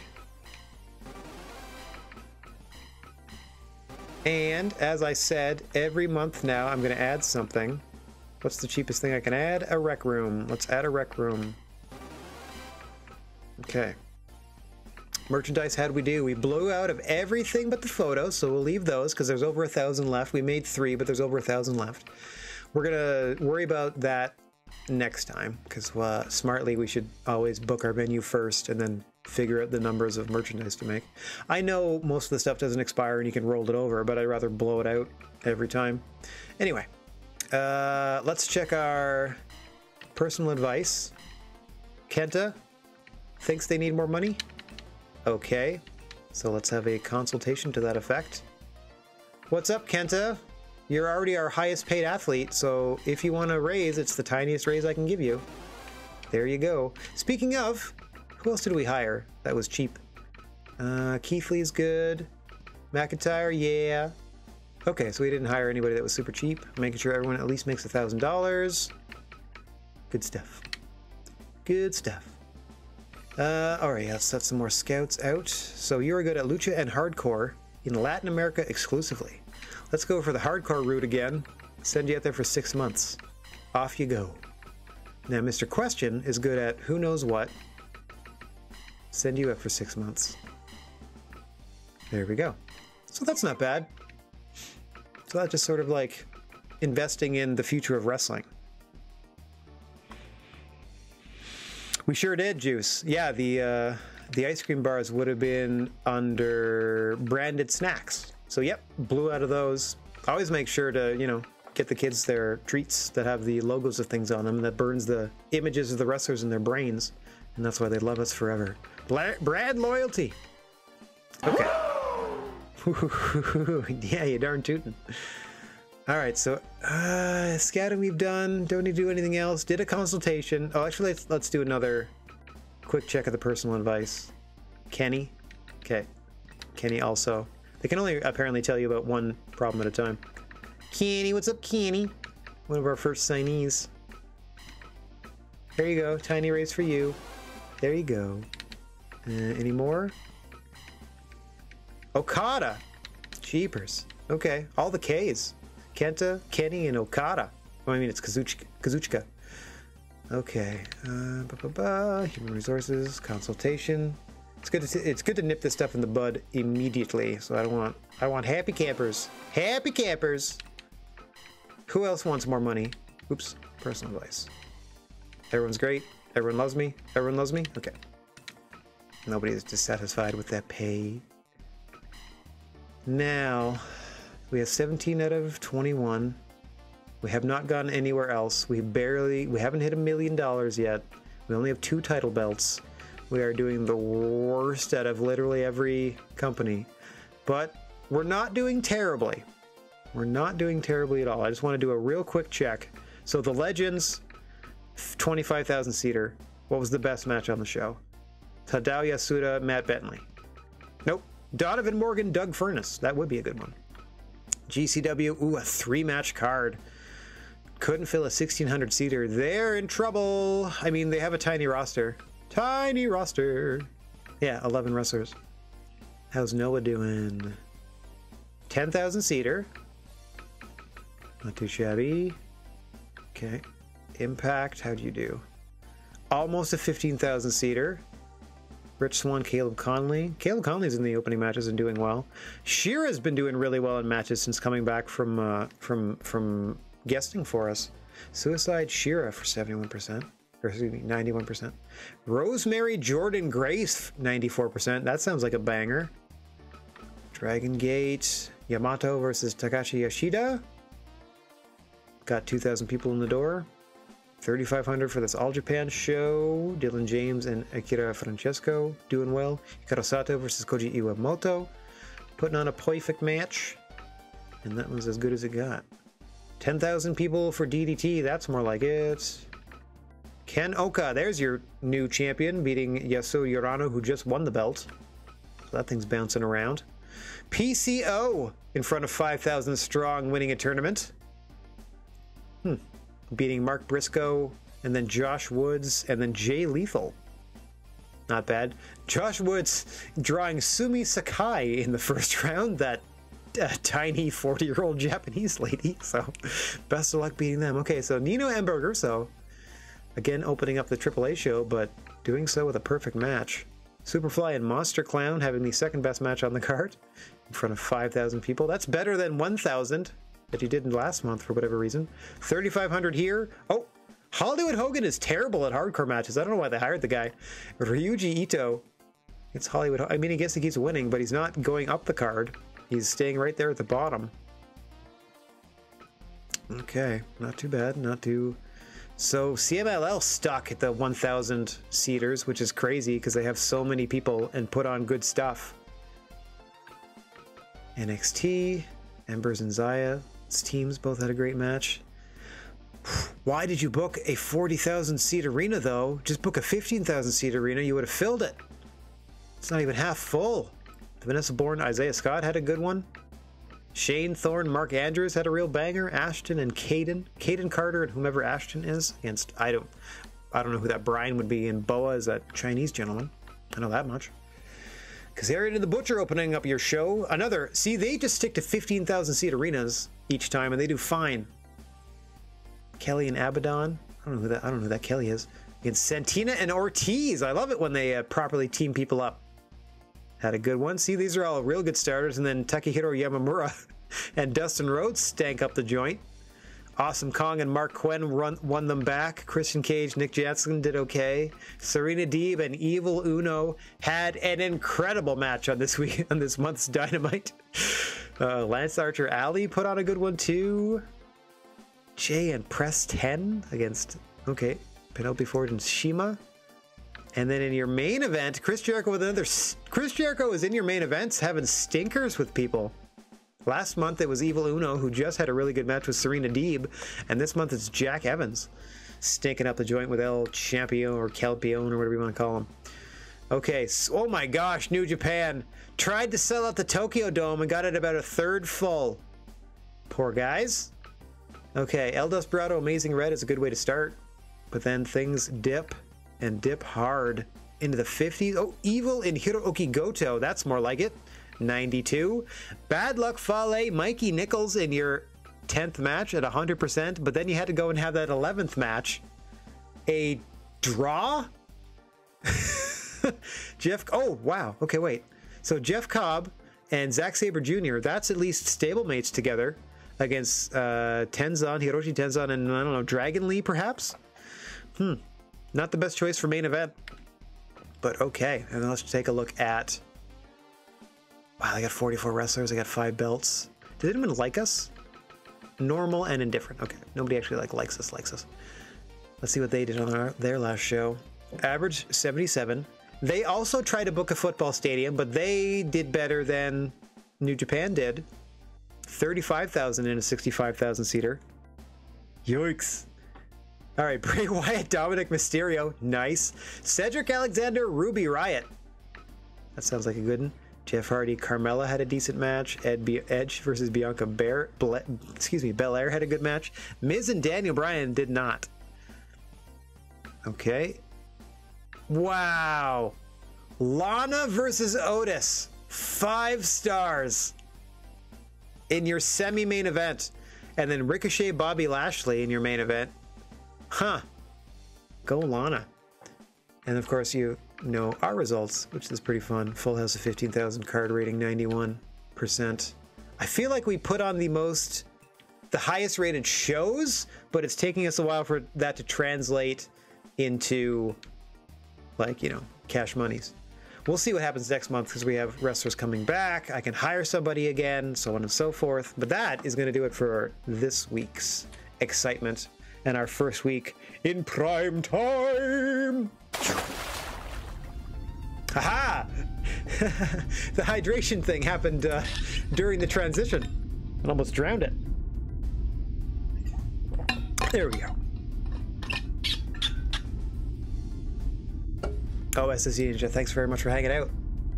We're here. We're going to be here each and every Thursday at 8 p.m. to around 11ish from now on, as we slowly transition away. Oh, thanks. Seriously feels like having the TV on. That's kind of you to say. I mean, I don't think they expose quite the backstage politics and stuff like that like I do, but either or. Yeah, slowly trying to transition to prime time. We'll get there eventually. Come a long way since starting at midnight to 2 a.m., that's for sure. All right, but I would like to thank everybody for watching, no matter where or when you happen to be, and wishing everybody chill vibes and clear skies. If you find yourself in possession of a plethora of positive energy, please share it if you can spare it. And don't forget about your old pal, the Silent G, Rad Gnarly, saying so long for now. We're going to be back Friday afternoon at 2 p.m. to start the third game in a rather rapturous trilogy when we begin BioShock Infinite, finally. Till then, TTFN. So let's find somebody to spread a little love to on our way out the door. Maybe Kane Drago's running. No, eh? Well, there we go. Let's go say hi to Vert. All right, thanks very much for hanging out, everybody. This is our new time slot for the Thursdays. We're only doing Thursdays and Tuesdays currently on evenings. So next time I am broadcasting, as I said, 2 p.m. Eastern tomorrow afternoon for a little bit of BioShock Infinite. Hope to see y'all then. Till then, a tartar, a steak, a tartar.